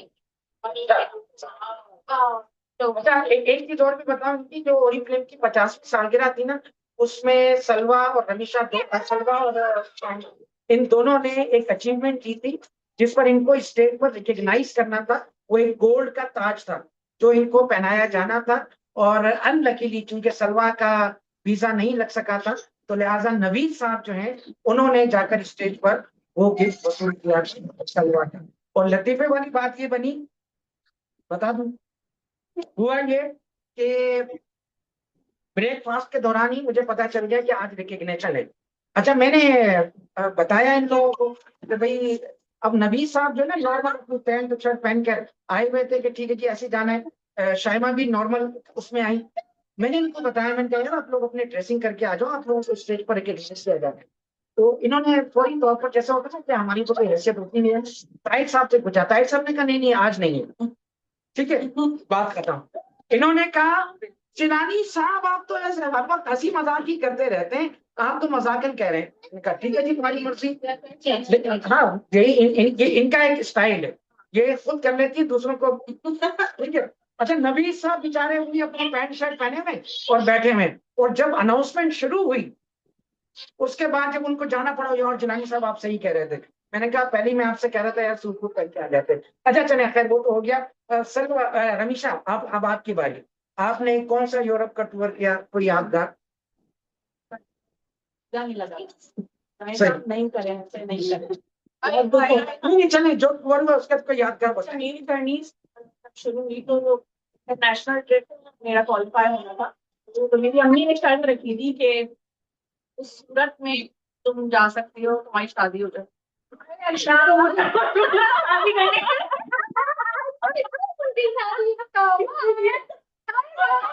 मुझे क्या बता। अच्छा मैं ये समझता था हमेशा कि जैसे कभी बंदा सवाल करता है कि ओलंपिक में आपकी सबसे बड़ी अचीवमेंट क्या है, तो मेरे जहन में था कि कभी सवाल करूंगा आपसे तो आप कहेंगे वो कमर जो है मेरी सबसे बड़ी अचीवमेंट है। आज पता चला कि कमर से शादी मजबूरी थी, अम्मा ने शर्त लगाई हुई थी शादी हो। अच्छा उनकी शर्त ये भी थी कि ओरिफ्लेम का ही होना चाहिए, नहीं डाउन लाइन में ही होना चाहिए। नहीं ऐसा कोई शर्त नहीं थी, वो तो बिजनेस पार्टनर काफी सपोर्ट करी मुझे, वो लाइफ पार्टनर भी बन गए। जी। तो पहला जो ट्रिप था मेरा वो हुआ था मलेशिया, और मलेशिया मेरी ड्रीम, जैसे ड्रीम कंट्री होता है, ड्रीम डेस्टिनेशन थी। तो मुझे था कि हाँ कभी मौका मिले तो मलेशिया जाऊंगी। No doubt. और जब विजिट मतलब टॉप 15, मतलब मैंने गोल्ड कॉन्फ्रेंस मेरी नहीं हो सकी थी, और पहला जो ट्रिप था वो टॉप 15 का था। तो शादी के बाद ये मौजूदा हुआ था कि गोल्ड कॉन्फ्रेंस क्वालिफाई हुई थी और टॉप 15 इसी साल। तो हाँ मलेशिया गए थे और बड़ा अच्छा और बेहतरीन मेरा वो ट्रिप रहा। अगर जिस तरह की सलमान ने कहा ना कि अकेले जाना एक अलग हैसियत होती है, लेकिन अगर आप मियाँ बीवी एक साथ जा रहे होते हैं तो फिर उस वक्त तो फिर अकेले जाने की इजाजत नहीं। नहीं, इजाजत अगर होती तब भी वो उतना एंजॉय करना नहीं होता है जितना हस्बैंड के साथ हो। और आप लोगों की तो खैर अभी उम्र भी जाहिर है कम ही थी, आपका तो एक लिहाज से एक अच्छा ट्रिप हो गया। तो बहुत अच्छा रहा था अभी तक का। चले अभी जैसे बात चल रही है ना तो सवालात की तरफ बाद में आते हैं। एक सवाल जो अभी मैंने रमीशा से भी किया, तो बारी बारी तीनों से ही करते हैं कि ओरिफ्लेम में अचीवमेंट अगर की बात करें कि सबसे बड़ी अचीवमेंट क्या है आपके हिसाब से? आप तो शायमा आपकी अचीवमेंट क्या है? रमीशा की तो हो गई कि जी डाउनलाइन से शादी हो गई, ये अचीवमेंट हो गई। ऑनलाइन ही होती थी। नहीं नहीं कोई एक जिसको आप कहेंगे ये है मेरी सबसे बड़ी अचीवमेंट। लाइक अगर मुझसे कोई कहे, मैं कहूंगा कि जी स्वीडन की मलिका के साथ डिनर आम हालत में मैंने तस्वुर नहीं कर सकता था, ओरिफ्लेम के प्लेटफॉर्म के तवसुल से मुझे स्वीडन की मलिका के साथ डिनर का मौका मिला। जी मुझसे डिनर करने के, मेरे साथ डिनर करने के बावजूद भी जिंदा है। नहीं मतलब हमारे बहुत सारी अचीवमेंट्स हैं, लेकिन तो वाकई में मुझे बहुत प्राउड फील कराती है वो ये है कि मैंने पाकिस्तान में ओरिफ्लेम में फास्टेस्ट ग्रोइंग लीडर का अवार्ड हासिल किया था, और मुझे रिकग्नाइज किया गया था ग्रीस में। बहुत हाँ क्रूज वाले में मैं ग्रीस के आइलैंड गई थी, और वो बहुत ही अमेजिंग था कि फिर पाकिस्तान का परचम लहराया गया और बहुत सारे लोगों के बीच वो चीज मुझे बहुत अच्छी लगी। स्टेज पर मैंने पाकिस्तान को शिफ्ट किया, और ये हम लोग बचपन से करते आ रहे थे, सुनते हुए आ रहे थे कि हम पाकिस्तान का नाम रोशन करेंगे ये वो। तो मुझे लगता है कि ये बहुत बड़ी अचीवमेंट है कि वहां पर बहुत सारे कंट्रीज से अराउंड 65। कोई बात नहीं कोई बात नहीं। ये शायमा की आवाज आ रही है? असल में ये हस्बे मामूल हस्बे आदत माइक को बंद कर चुकी है। नहीं गलत बोल सकती। अच्छा तो ये मेरी बेस्ट अचीवमेंट है जो। जी रमीशा आपकी बेस्ट अचीवमेंट कमर के अलावा? मेरी बेस्ट अचीवमेंट यंगेस्ट लीडर के तौर पे जब मुझे रिकग्नाइज किया गया सफाई डायरेक्टर में, तो मेरी बहुत बड़ी अचीवमेंट थी। और उसके बाद पायनियर डिजिटल लीडर, ये तो बड़ी अचीवमेंट। यानी दो अचीवमेंट है आपके पास, एक पायनियर डिजिटल लीडर की और एक जब सफाई डायरेक्टर बनी थी तो यंगेस्ट। यंगेस्ट। जी सल्लम। अच्छा, मेरी भी अचीवमेंट्स तो बहुत सारी हैं। आप देखें, अगर आप प्रोफेशनली देखते हैं, अगर और फील्ड के हिसाब से अचीवमेंट देखते हैं तो वो सारी अचीवमेंट्स हैं। लेकिन अगर पर्सनली मैं अपनी अचीवमेंट की बात करूं तो मैंने अपनी पर्सनालिटी को टोटली चेंज किया। ये मेरी बहुत बड़ी अचीवमेंट है, जो कि ऑरिफ्लेम प्लेटफॉर्म की वजह से पॉसिबल हुआ। अगर मैं ऑरिफ्लेम में ना होती तो मेरी पर्सनालिटी बिल्कुल अपोजिट होती। हाँ, गरीब औरत यार, ये आप कह लें कि कोई पर्सनालिटी नहीं है ना, सिर्फ कोई आपको देख के इंस्पायर होता या आप आपकी किसी से बात कर पाते हैं? इंस्पायर। और इस चीज का एक्टिव रिसेंटली मैं अपनी कजन की गेट टुगेदर में गई तो मुझसे काफी है, मतलब कम एज की मेरी एक कजन है। यानी कि वो पैदा मेरे सामने हुई है, मेरे सामने पैदा नहीं हुई। मतलब छोटी सी थी। हाँ, मैं भी जब छोटी थी उस वक्त की बात है, यानी कि वो मुझे हर stage of phase of life में देख चुकी होगी ना। तो वो जब मुझे अभी मिली ना, उसने कहा सलवा बाजी, यकीन नहीं आता कि आप इतनी चेंज हो गई, आप इतना सब कुछ कॉन्फिडेंटली करती हैं, गाड़ी चलाना, ये करना, ये अचीवमेंट्स, मतलब मुझे यकीन नहीं आता कि आपने अपने आप को इतना चेंज किया। आपको देख के लगता नहीं था कि आप अपनी लाइफ में ऐसा कुछ कर सकती हैं। तो ये एक मेरे ख्याल से अचीवमेंट है उन लोगों के लिए भी जो ये समझते हैं, जो समझते हैं कि देखें, आप जहाँ भी पैदा होते हैं, जिस भी सर्कमस्टेंसेस में आप होते हैं, आपके स्कूल के सराउंडिंग में आपके क्लास फेलोज होते हैं, आपकी फैमिली में आपका एक सराउंडिंग होता है, लोग आपको कभी मजाक का निशाना बनाते हैं, या फिर आपके पास फेवरेबल कंडीशंस नहीं होती कि जिसमें आप अपने आप को एक्सप्लोर करते हो या अपनी अंदर की सलाहियतों को उभारते हो। कभी आपको डर लग रहा होता है कि लोग क्या कहेंगे, लोग आपका मजाक उड़ाएंगे, आपके टैलेंट भी बाहर नहीं आ पा रहे होते हैं। तो ऑरिफ्लेम प्लेटफॉर्म पे मेरे अंदर जो जितने भी छुपे हुए टैलेंट्स थे ना, वो सब बाहर आए और मेरी पर्सनालिटी टोटली चेंज हुई है। तो ये मेरी बहुत बड़ी अचीवमेंट है जो कि मैंने यहाँ से हासिल की है कि आप कहते हैं ना, लाइफ चेंजिंग अपॉर्चुनिटी। जो फर्स्ट प्रेजेंटेशन मैंने होटल में अटेंड की थी, उसका नाम भी लाइफ चेंजिंग प्रेजेंटेशन थी। तो वाकई ये लाइफ चेंजिंग है। लेकिन तब है जब आप खुद राजी होते हैं इस बात पे, खुद एक्सेप्ट करते हैं कि हाँ, मैं चेंज हो सकती हूँ और ये चेंज मुझे अपने अंदर लेकर आना है। कि ये फैसला जब तक आप खुद नहीं करेंगे ना, तो दुनिया का जो है ना मोटिवेशन, आप देख लें, कोई भी आपको खींचता रहे कि ये कर लो, ये कर लो, लेकिन जब तक आपके अंदर से वो चेंज नहीं आता, आप कभी भी चेंज नहीं लेकर आ सकते। तो ये सारी मेरे ख्याल से मैंने जब काम भी शुरू किया था, क्लाइंट्स आपकी सेशंस की बड़ी अच्छी बात है कि छोटी छोटी स्टोरीज जब वो शेयर करते हैं ना, तो वो काफी इम्पैक्टफुल होती है। तो वो एक साथी की कहानी उन्होंने सुनाई थी। वो जब मैंने सुनी तो वाकई वो एक तो हमारे अपने दिमाग के अंदर जंजीरें होती हैं जो कि हमें रोक के रखती हैं। द मोमेंट आप उन जंजीरों को तोड़ते हैं और आप अपने पोटेंशियल पे काम करते हैं, तो फिर रिजल्ट आना चाहिए। तो मेरे ख्याल से ये सबसे बड़ी अचीवमेंट है कि मैंने अपने आप को चेंज किया। हालांकि मेरे ऊपर काफी लोगों को ताकि जैसे फैमिली भी अगर आप देखें तो मतलब लोग कहते हैं कुछ नहीं कर, कोई कोई भी एक्सपेक्ट नहीं कर रहा था कि मैं कुछ कर सकती हूँ। और जो मैंने कर लिया तो सब हैरान होते थे, क्योंकि जैसे आप देखें, आपके फैमिली में जो नंबर होता है ना, जो सबसे बड़े नंबर पे बहन भाई होते हैं, वो वैसे ही इंडिपेंडेंट होते हैं, वो बोल्ड होते हैं, वो कर रहे होते हैं, और हम डिपेंडेंट हो जाते हैं, ऑटोमेटिकली हो जाता है डिपेंडेंट। के जब बड़ा कर रहा है तो हमें क्या कुछ करने की जरूरत। तो मैं डिपेंडेंट ज्यादा रहती थी और चुप भी रहती थी ज्यादा। तो इस वजह से किसी को मुझसे कोई उम्मीद नहीं थी, कोई मेरी बात इतनी किसी के ऊपर असर नहीं करती थी। बहुत दुखी है, बहुत दुखी है, बहुत ज्यादा दुखी है। लेकिन अब अल्हम्दुलिल्लाह इतनी इन्फ्लुएंशियल पर्सनालिटी हो गई है कि कोई भी यकीन नहीं करता कि मैं बिल्कुल अपोजिट थी पास। अब तो कोलैबोरेशन। अच्छा चले, अब ये हमारा चिट चैट जो है ना, वो सेशन जो है अब एंडिंग की तरफ जा रहा है ना। आप थोड़ी सी ग्राउंड उस पर भी बात करते हैं कि ये तो हो गई है मीठा मीठा, ठीक है। अब आते हैं कड़वी बातों की तरफ। बिल्कुल, अब आपने बिल्कुल सच्चाई के साथ बात करनी है कि घर वाले, रिश्तेदार, मियाँ, बच्चे, उनकी तरफ से क्या रेजिस्टेंस मिली है आप लोगों को ओरिफ्लेम के हवाले से? और जिंदगी मतलब इस पूरे सफर के अंदर कितनी मर्तबा आपके साथ ऐसा हुआ कि आपको लगा कि नहीं यार, अब मैं मजीद ओरिफ्लेम नहीं कर सकती, अब मुझे ओरिफ्लेम छोड़ना पड़ेगा? जी शायद। क्या याद दिला दी? क्या लगता है? तो एक वाक्य सुना दे ताकि सारे बात सुनिए। मुझे ये होता था कि मैं जब बाहर जाऊँ ना, तो मैं एक जो है करिश्मेटिक पर्सनालिटी में रहूँ, मैं मुस्कुराते हुए मिलूं सबसे, मगर मेरे बैक पे बहुत सारी चीजें थी जिम्मेदारियां थी। तो वो चीजें ना किसी हद तक होती थी, लेकिन जब मैं परफॉर्म कर रही होती थी तो किसी को मेरा पता नहीं चलता था कि मैं किस मुश्किल में हूँ या बच्चे किस तरह से मैनेज करके आई हूँ घर में। हाँ, अलबत्ता एक चीज मैंने ये देखी थी कि बच्चों को खाना टाइम पे मिलता है और उनकी जरूरियात जो उनको नीड है वो फुलफिल रहे, तो वो अपनी अम्मू को ना काम पे जाने देते हैं स्कूल से। तो मैंने वो एक इनके साथ सेट किया हुआ था कि 4 घंटे मुझे इस तरह से आने जाने थे, एक घंटा मैं अगर रखूँ और 1-2 घंटे की मीटिंग, तो मैं बच्चों को कह के जाती थी ये सब आपके लिए मैं करके जा रही हूँ और ये चीजों में आपने कुछ करना नहीं। इवन तो कि मैं गैस की लाइन, पानी का चीजें सब बंद करके जाती थी कि मुझे कहीं खौफ होता था कि कुछ हो ना जाए, बच्चे छोटे हैं। और बता के जाती थी इन आंटी के पास आपने भाग के जाना है, तो कोई भी मसला हो इन आंटी के पास ही जाना है, तो कोई सामने वाले अपार्टमेंट में।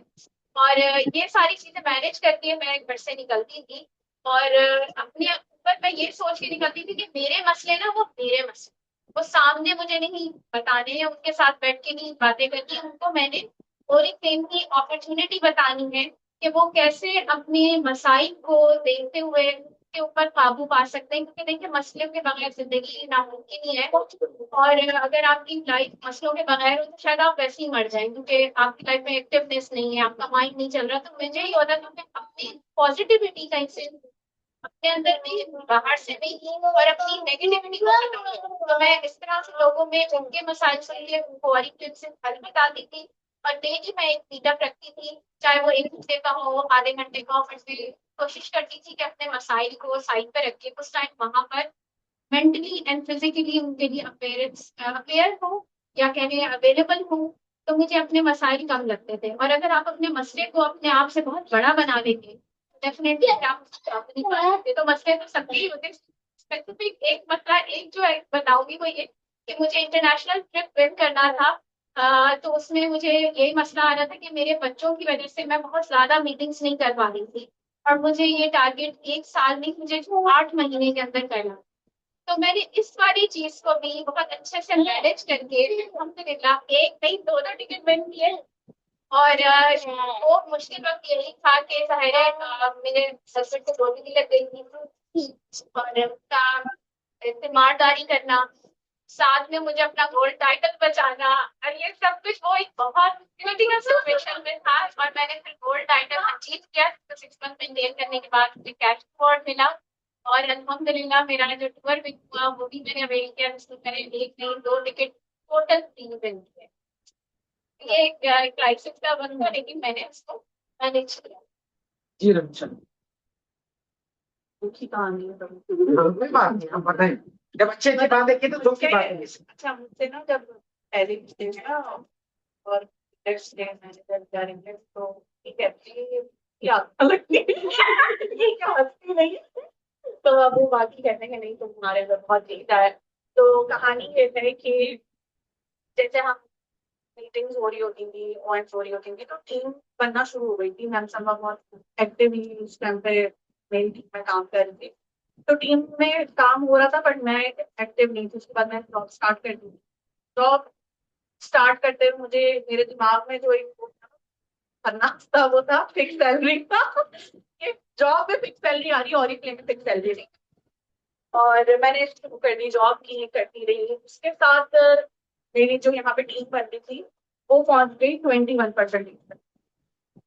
अब ऑरिफ्लेम में आपकी टीम काम कर रही हो और वो अच्छा कमा रही हो और आप वो देख रहे हो, तो फिर आपका और मजीद जो है ना वो एक होता है कि यार जब ये लोग कर सकते हैं ना तो फिर मैं क्यों, let's give it a try. तो ऑफलाइन मैंने बहुत कोशिश की थी जिसमें मैं कामयाब नहीं हो सकी। तो मुझे मैम सलमा ने कहा कि तुम ऑनलाइन करो। उस टाइम ऑनलाइन स्टार्ट हुआ था, मैंने ऑनलाइन करना शुरू किया अपनी जॉब के साथ। तो जैसे स्ट्रगल की अगर हम बात करें तो मेरी छुट्टी होती थी 5:30 बजे बैंक से, एचपीएल से, और उसके बाद मैं जाती थी डायरेक्ट लिप्टन ऑफिस आईए चंडीगढ़, 2 बसेस बदल के, और मैं 8 बजे तक वहीं पर होती थी। तो ऑनलाइन लोगों से बात करके उनको ऑफिस बुलाना और वहां पे प्रेजेंटेशन देना, ये सिलसिला मैं जारी रखती थी मंडे टू फ्राइडे। और संडे मैम सलवा का एसपीओ था जौहर में, गुलिस्तान जौहर, वहां पर मैं सिटिंग करती थी दोपहर 12 बजे से शाम 6 बजे तक। और उसमें भी मेरी रूटीन यही होती थी कि मैंने पूरे हफ्ते में लोगों से बात करनी है और उनको वन ऑन वन प्रेजेंटेशन के लिए इनवाइट करना है। अक्टूबर 2015 की ये बात है। नवंबर, दिसंबर, जनवरी, फरवरी और आया मार्च। मार्च तक मेरी थोड़ी बहुत टीम अदर लाइन से बनना शुरू हो चुकी थी और उसी महीने का मेरा चेक बना 1300, जिससे कि मुझे मोटिवेशन मिली कि मैं कर सकती हूँ। और वहीं पर मेरे घर से आ गई रिस्ट्रिक्शन कि मैं घर से बाहर नहीं जा सकती। तो जब हम काम करना शुरू करते हैं, स्पेशली जो यंगस्टर्स हैं, लड़कियां हैं, अनमैरिड हैं, मैरिड की अलग तरह के मसले मसाइल होते हैं। फीमेल के लिए घर से बाहर जाना तो 10 तरह के लोग बात करते हैं। उसमें मेन चीज ये कि आपके पेरेंट्स का आप उनको कॉन्फिडेंस मिले और उनको मिलवाएं, उनको पता हो कि आप क्या करें। तो पूरा महीना मैं बैठी रही खामोशी से। फिर एक दिन मैम सलवा मेरे घर आई थी चाबी लेने एचपीओ की। तो अम्मी ने बताया कि इस तरह लोग बातें करते हैं, ये जाती है घर से बाहर, ये वो मोबाइल पे हर वक्त मोबाइल मोबाइल। तो अच्छा, ये सुनती रही बड़ी अच्छी एक आदत है। ये पहले ना चुप करके सुनती रहती है, उसके बाद ये एक ही वो शॉर्ट मार। फिर इन्होंने अम्मी को 2-3 बातें कही थी, जिसमें से एक बात मुझे याद है कि ये आपकी बेटी है, आपको इस पर ट्रस्ट होना चाहिए और ये कर रही है, सही कर रही है। अगर आप इसका साथ देंगी तो ये कर सकती है, अदरवाइज ये नहीं कर सकती। वो बोल के चली गई और पूरा महीना मैंने बस किस तरीके से गुजारा है वो मैं जानती हूँ। और फिर अप्रैल, मतलब मेरी जॉब भी छूट चुकी थी, अब जॉब भी नहीं है और इसलिए मैं 1300 का कमीशन बना है। लेकिन और वो पॉइंट ऐसा था कि फिर मतलब वो था डू और नेवर। हाँ, बस अब करना है या फिर आप सब कुछ छोड़ छाड़ के बैठो।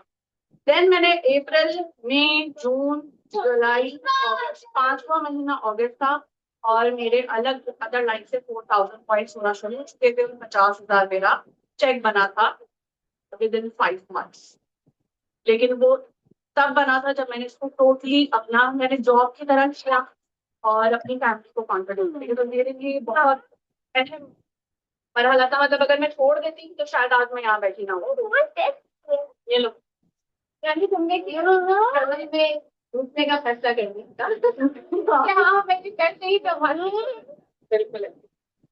हाँ, आपकी खूब बड़ी तारीफ। बहुत बहुत ज्यादा जो है ना, जंग अजीम 1, जंग अजीम 2, जंग अजीम 3, आज कौन सी बनाने वाली है? 3 जंग अजीम हुई है सारे पीरियड में। फिर लगा शुक्र फिर ट्रिप क्वालिफाई हो गया तो फिर तो कैसे रावी ने चैन लिखना शुरू कर दिया। और ये हाँ, अब जब मैंने, अच्छा पहले तो अजीब तो लग रहा था कि बस ऐसे शौकिया चल रहा है और बस शौकिया हो रहा है। लेकिन जब मैंने सीरियसली करना शुरू कर दिया तो फिर उनको प्रॉब्लम होना शुरू हो गई कि ये तो लगी गई है इसके अंदर। तो उनको थोड़ा इतराज था कि मैं क्यों इतना ख्वार हो रही, जब सब कुछ है, जब मैं सब प्रोवाइड कर रहा हूँ, तो तुम्हें ख्वार होने की क्या जरूरत है? क्यों जाती हो प्रेजेंटेशन देने, जाती हो? क्योंकि जाहिर है उनके पास गाड़ी थी और मेरे पास नहीं थी, तो उनको ये अच्छा नहीं लगता था कि मैं बसों में जा रही हूँ, मैं रक्षों में जा रही हूँ। तो वो इस बात पे होता था, क्यों जाती हो, तुम क्यों करती हो? जिसको सीखना है वो तुम्हारे पास क्यों नहीं आता? लोगों ने अगर काम करने में तुम्हारे पास आके सीखे, तुम क्यों सबके पास जाके उनको ट्रेनिंग दे रही हो, सिखा रही हो? तो कल था मसला। कभी ये होता था जैसे क्लिफ्टन बहुत दूर है, ट्रेनिंग लेने जाए, जो पहली जंग अजीम हुई थी वो ट्रेनिंग लेने के दौरान हुई थी। हमारी ट्रेनर हुआ करती थी कि आपको ट्रेनिंग कैसे देनी, क्योंकि मेरा मसला था, मुझे आता नहीं था कुछ भी। मेरा पहला फोकस यही था कि मुझे सीखना है। मुझे, मेरी टीम बन गई थी, जैसे बाजी मैम सईमा मेरी स्पॉन्सर है, तो मेरी टीम की डेवलपमेंट जो स्टार्टिंग में जब तक मैं मैनेजर बनी, इनका काफी ज्यादा इसमें हाथ था कि मेरी टीम इनसे ट्रेनिंग लेती थी। फिर जब मेरा मैनेजर टाइटल हो गया तो मुझे सिखाना, मेरे पास नॉलेज ही नहीं है, मुझे पता ही नहीं है मैं किसी को क्या सिखाऊंगी। तो मेरा पहला फोकस ये था कि मुझे ट्रेनिंग लेनी है। यही मेरा सबसे बड़ा चैलेंज था कि मैं क्लिफ्टन जाके ट्रेनिंग लूँ। तो वो मेरा इतना लंबा चौड़ा होता था कि मैं बच्चों को पहले लेके जाऊं बहन के घर, वहां पे छोड़ूं, फिर वहां से क्लिफ्टन जाऊं, फिर क्लिफ्टन से वापस इनके घर आऊं, फिर इनके घर से बच्चे लूं, फिर वापस घर आऊं। तो पहले 1 से 2 दफा मैंने अपने हस्बैंड से कहा कि वापसी मुझे घर ले जाइए, तो वो एक दिन लेके चले गए। हालांकि ये हफ्ते में 1 दिन होता था। दूसरे हफ्ते की जब लेने का आए, हाँ 2 दिन, दूसरी दफा जब वो लेने आए, अब मेरी जिंदगी का मकसद ही ये रह गया कि मैं यहाँ से निकल कर जाता। आज के बाद नहीं बोलूंगी मुझे लेना। वो खुद ही मैंने मैनेज किया कि रक्षित से बच्चों को लेकर आओ, लेकिन उससे उनको ये गुस्सा आता था कि क्यों क्यों बाहर हो रही हो। और ये होता है अक्सर खवातीन के घर में भी यही मसला आता है कि उनके हस्बैंड कहते हैं ये क्यों कर रही हो, क्यों बाहर हो रही हो, ऐसे हैंडल किया जाए। बस मतलब मैं डरती रही, करती रही कि बस करना है, मुझे करना है। मैंने बाहर ही किया था। मैनेज किया, उसके अंदर थकी हूँ मैंने अपनी प्रॉब्लम ना मैंने उनके ऊपर नहीं डाली कि अगर मैं थक रही हूँ तो मैं उनको भी थकाऊं। ऐसा यार ये नहीं भी किया। नहीं बोलती थी तुम, मैंने इससे ये कभी नहीं सुना कि मैं हाँ, और कभी भी ये नहीं हुआ कि मैंने आके इनको बोलो हाँ मैं बड़ी मुश्किल से आई हूँ। हवा के घोड़े पर इधर से ऐसे बच्चों को लेकर एक बैग इधर एक बैग उधर, दो हाँ। बच्चे बगल में फंसे हुए आए और छुड़ाओ और भाग रही है, तो मैं भी ये तो आप पहले एक धुन सवार थी, वो शायद कुछ था, बस एक होती ना लगन था, करना है। जुनून था कि वो बस करना है। अब मैं थक रही हूँ, मेरे जिस्म में दर्द हो रहा है, मेरे सर में दर्द हो रहा है, घर जाके मैंने ये कभी नहीं कहना होता था कि मेरे सर में दर्द हो रहा है, मैं थक गई हूँ, मैं कुछ नहीं कर सकती। घर जाके बोलेंगे तो तुम्हें ही शौक है, तुम्हें ही शौक है करने की। तो फिर घर जाके और ज्यादा अटेंटिवली, फिर ना मैं मोबाइल उठाती थी ना कुछ, खाना घर देखना सब कुछ करके फिर वो सारी चीजें। तो वो जब ट्रेनिंग लेके एक दफा मैं वापस आ रही थी तो वो रात को मैं पहुंची हूँ, तो सुबह रेडी रहना अम्मी के घर जा। मैं कहा, अच्छा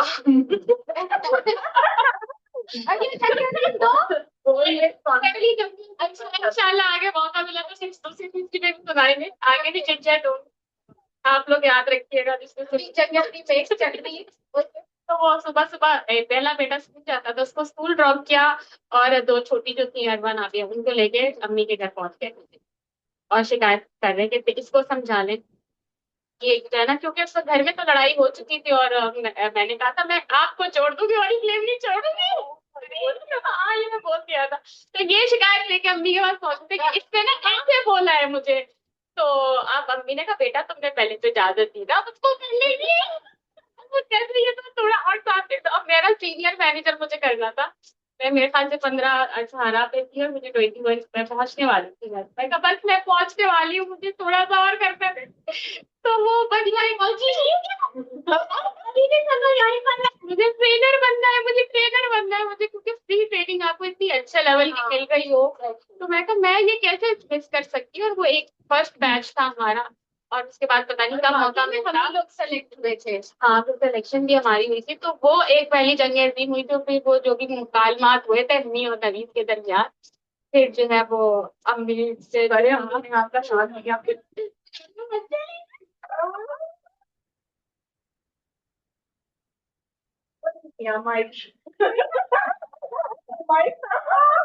अच्छा पहले तो वो बात चलती रही, फिर अम्मी ने कहा अच्छा भाई अगर तुम्हें इतना मसला है तो मेरी बच्ची मुझे दे दो, अपने बच्चे ले जाओ, अपने बच्चे ले जाओ फिर ना नवी तेरे चुप है बेटा वो मुझे ले आए घर। लेकिन फिर आप घर वापस जाके फिर जब वो घर हम रास्ते में थे मैंने सोचा होगा कि इस मुआशरे के अंदर, इस दौर के अंदर इतनी बेवकूफी भी मुझे और कहाँ मिले। तो जब मुझे वापस लेके जाए तो उल्टा मैं उन पे नाराज हो गई, देख लिया सुन लिया मिल गया हो गया तो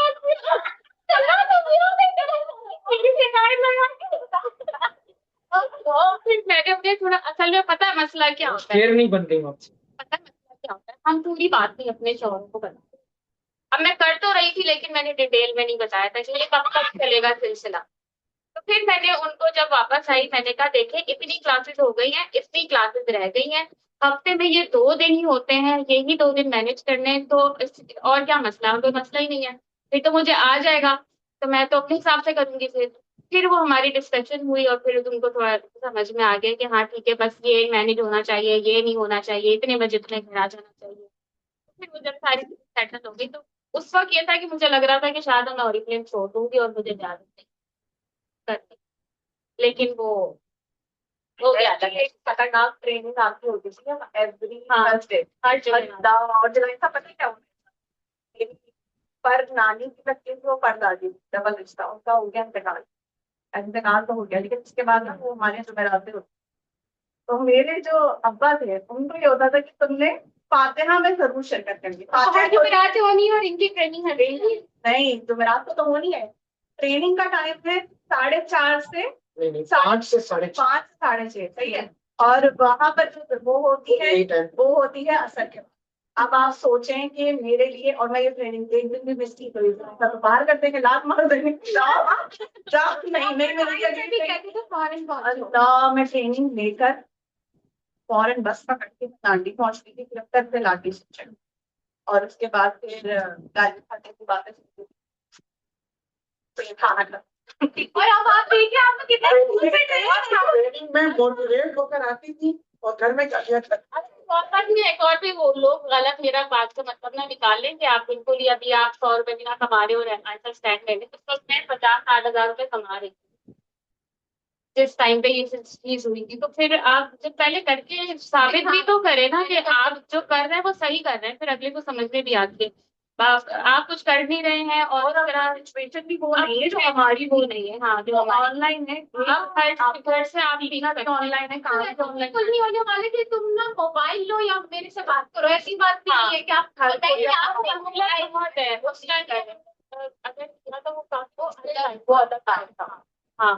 ये उसके अलावा एक चीज ये भी है ना कि सारी जैसे की बात की एतमाद करने की, एतमाद दिलाने की, एतमाद करने की, एतमाद में लेने की, ये सारी चीजें बहुत ज्यादा जरूरी है। जब तक आप उनको बताते नहीं हो पूरी तफसील के भी आपका बिजनेस स्ट्रक्चर क्या है, तब तक शायद उनको बेचारों को पता ही नहीं है।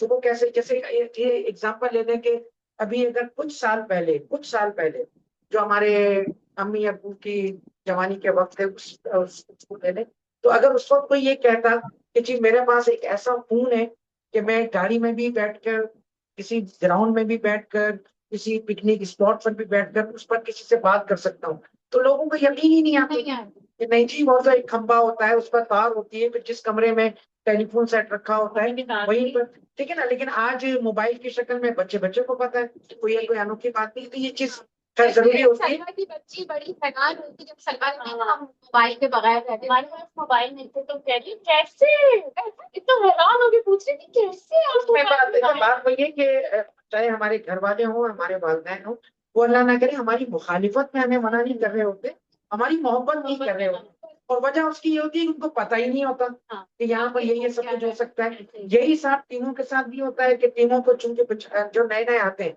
उनको इतना स्कोप पता ही नहीं होता। जैसे भी इन्होंने बात की ना कि नवीद साहब पहले तो बड़ी मुखालिफत करते रहे, लेकिन जब लेकिन आपको याद होगा एक दफा ऐसी मेरा सीनियर मैनेजर का 5वां महीना चल रहा था, डायरेक्टर बनने वाली थी। उस टाइम पे भी ऐसे ही सीन हुआ था कि मैं किसी इवेंट में गई थी और वहां से मुझे अल्टीमेटम था कि 9 बजे घर आ मुझे याद है खानेवाल से मेरी गाड़ी और चली मैं थी। फोन मिला सलमा को, मैं कैसे मैं कुछ समझ नहीं आया, जाए सबको कॉल कर दी और उनसे पूछा भी नहीं कि ये कहाँ है कहाँ नहीं, और शुरू हो गई कि ऐसे कर दिया वैसे कर दिया। वो कह रहे हैं कितने बजे, अब मैं अगर 5 मिनट भी लेट पहुंची तो क्या होगा, फिर ये क्या होगा। फिर इन्होंने मुझे फिर समझाया कि कुछ भी हो तुमने जो है ना उन्हीं की सुननी है, अपने हस्बैंड की सुननी है और किसी की नहीं सुननी। वो जो भी कहेंगे ना मान लेना। मैंने कहा ठीक है।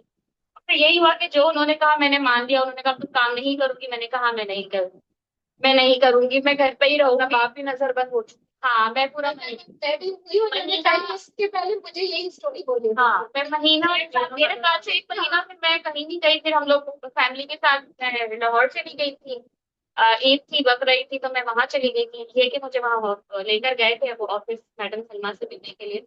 वो जब वहां उसकी पर वजह थी ना कि वो सामने से गुजरती थी गाड़ी हाँ एंड रोड पर फिर मुझे ले गए थे कि चलो थोड़ा ये भी तो था ना उनको कि मैं बहुत ज्यादा और प्लेस से अटैच ले गए थे जैसे और मिलवाते ले गए थे। और वहां पर ये हुआ था, और वहां पर ये हुआ था कि महीने का ना मेरे पास 14-15 तारीख थी, और वहां जाके मैंने सबसे पहले एक्टिविटी रिपोर्ट निकाली थी वहां से। और उस टाइम पे जो मेरा कमीशन है वो 50-60 हजार रुपये बना हुआ था महीने की 15 तारीख। यानी कि आपका एक लेवल कर चुका और उस टाइम पे मुझे 1 महीना हो चुका था घर से निकले बगैर। मैं घर पे ही थी और जो मेरी मैनेजर्स थी उनके साथ में कॉन्टेक्ट ही फोन पे, वो उनके साथ काम मैनेज कर रहा है। नजरबंदी है भी मेरे 60 हजार रुपये सब बने हुए थे। फिर मैडम सलमा से मुलाकात हुई, उन्होंने बड़ी अच्छा प्रोटोकॉल वगैरह किया, नवीद को भी बड़ा प्रोटोकॉल मिला, तो वो और वो हो गए अच्छा होता है। उसके बाद फिर मैनेजर सेमिनार था। मैंने पूछा अच्छा मैनेजर सेमिनार में इजाजत मिलेगी जाने की, कह रहे तब की तब देखी जाएगी।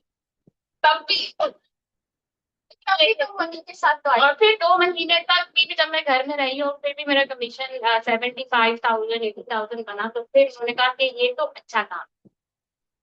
हाँ देखो करके हाँ, सरकार ने वो जो करा। इन्होंने यकीन था पहले उनका एनुअल यकीन बना, फिर हफ्तुल यकीन बना। देखा ना कि ये घर में भी है तो भी कमीशन बन रहा है, तो फिर मुझे समझ में आ गया कि ये अच्छा है। कि वाकई ये पैसे और इस्लामी साहब की बहुत अच्छी है कि जब किसी कशीफ की अगर पैदा हो जाए तो हम एक दूसरे को सुन लें, बात करें, बात करने से बात बनती है। ये हमारे बहुत एक्सपीरियंस बाबा जान है। मैंने भी इनको यही शिकायत की थी फोन करके कि मुझे ना मेरे हस्बैंड कह रहे कि बस अब सारी चीजें तुम्हारी बंद कर दूंगा, तुम घर में बैठो, नहीं नहीं जाओ ये वो, तो जाए। मैंने कहा हाँ तो क्या हुआ, तो क्यों जा रही हूँ, मैंने कहा है मतलब मैं भी हैरान हूँ कि मतलब क्या मतलब मैं ये सब काम कैसे करूँ। ये तो मीटिंग का स्केड्यूल हुई है क्योंकि जाहिर साहब ने हमें हमेशा से मंथ के एंड में अगले महीने का स्केड्यूल बनाना सिखा दिया, तो मैंने कहा उनको सब ट्रेनिंग दे, कहने बस तो 2-3 दिन सुकून से नहीं बैठ सकती घर में। मैंने कहा हाँ बैठ जाऊंगी, और लिटरली आप बिलीव करें दूसरे दिन मेरे मियां ने कहा नहीं जा नहीं रही और बाकी में फिर मैंने तो खुद के हफ्ते में और मुझे कह रहा है जा नहीं रही। हाँ यही हुआ था। और तुम्हारा क्या शेड्यूल है। हाँ अब ये होता है, अब फिर वो मुझसे पूछा करते थे कि तुम्हारा क्या स्केड्यूल है, यानी कि बाकी में ओरिफ्लेम आपको ग्रूम करने के साथ साथ ये प्रिविलेजेस देता है कि आप कैसे अपने घर को मैनेज करते हैं, आप अपनी लाइफ को कैसे मैनेज करते हैं। एथिक्स भी सिखाता है। बड़ी दोस्त है, कोई कहानी आपकी आ रही है कि मैं पास वो सुना दूं तो मेरे ख्याल से सब कुछ समझ में आ जाएगा। सही है।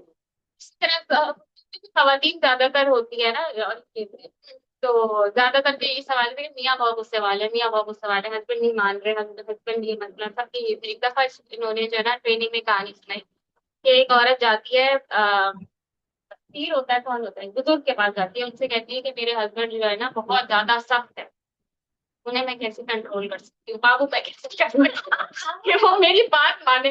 वो कहते हैं अच्छा तुम्हें मैं एक तावीज दूंगा लेकिन उसके लिए शेर का बाल चाहिए, अब तुम शेर का बाल लेकर आओ जैसे भी लेकर।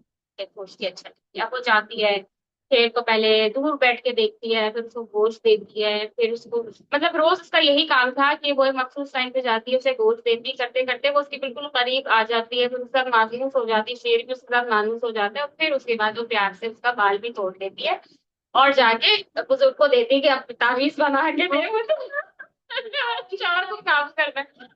देखो तुम्हारा शोर शेर से ज्यादा खूंखार तो नहीं होगा ना, जब तुम शेर को मायूस कर सकती हो प्यार मोहब्बत से तो फिर शोर को क्यों नहीं कर सकती।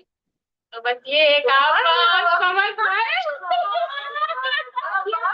ऐसे ही है बिल्कुल ऐसे। शेयर पे पढ़ते तो रहने दो, पढ़ते तो। चलिए जी, ये क्या इस टाइम 4:30 बज चुके हैं ना, तो हमारा टाइम जो है वो 1.5 घंटा मुकम्मल हो गया। इस सिलसिला, हाँ शायद ऐसी बातों में पता नहीं चलता, और अल्हम्दुलिल्लाह इंशाल्लाह इससे भी अच्छे अंदाज से इसी सिलसिले को आगे लेकर चलेंगे और लीडर्स को भी इन्वॉल्व करेंगे। और अभी तो सिर्फ 2 से 3 सवालात ही किए थे तो 1.5 घंटा गुजर गया। तो इसका मतलब ये है कि ओरिफ्लेम में आने के बाद हमारी जिंदगी कितनी सारी चीजों में मुंतकिल हो चुकी होती है। इनके अंदाजा करें कि अगर एक हाउस वाइफ होती है उसके बाद सिवाय ये बताने के कि जी मैं सुबह उठी, नाश्ता बनाया, फिर कपड़े बच्चों के धोए, फिर बच्चों के पोतड़े धोए, फिर हस्बैंड आ गए, उनको खाना वाना खिलाया, इसके अलावा उसके पास बताने को कुछ नहीं होता। सिर्फ यही होता है कि वो कल आज क्या पकाया, कल क्या पकाया, फला ये पड़ोसन ये कर रही है तो फला नंद ने ये कह दिया, तो बाबा जी ने ये कह दिया। लेकिन ओरिफ्लेम में आकर अल्हम्दुलिल्लाह आपकी लाइफ इस तरह भी ट्रांसफॉर्म होती है कि आपके पास बताने को बहुत कुछ होता है। तो ये जाहिर है आपके ऑप्शन आपके हाथ में है कि आपने सिर्फ लोगों की कहानियां सुननी है या अपनी भी स्टोरी आपने बनानी है। ठीक है, तो इंशाल्लाह ताला आप उन्हीं लोगों में से जिन्होंने अपनी स्टोरियां खुद क्रिएट करनी है, खुद बनानी है और लोगों के लिए उसको एग्जाम्पल बनाना है। आज चूंकि इस वक्त मुकम्मल हो चुका है, तो इंशाल्लाह ताला ये नेक्स्ट मंथ हम दोबारा इस सेशन को रखेंगे और यहीं से हम कंटिन्यू करेंगे ताकि ये इनकी हालात जिंदगी आप मजीद ज्यादा से ज्यादा जान सकें।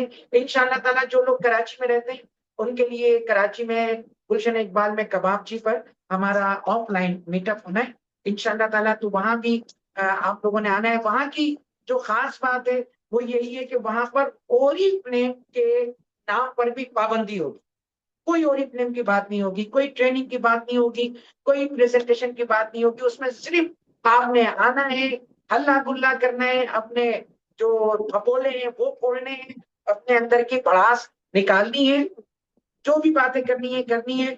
आप समझ लें कि आप नए हुर्मुज की बातें कीजिएगा, आप अमेरिका की बातें कीजिएगा, आप ईरान की बातें कीजिएगा, लेकिन आप ओरिफ्लेम की बात वहां नहीं होगी, सिर्फ हंसी मजाक होगा। उसका फायदा पता है क्या होगा?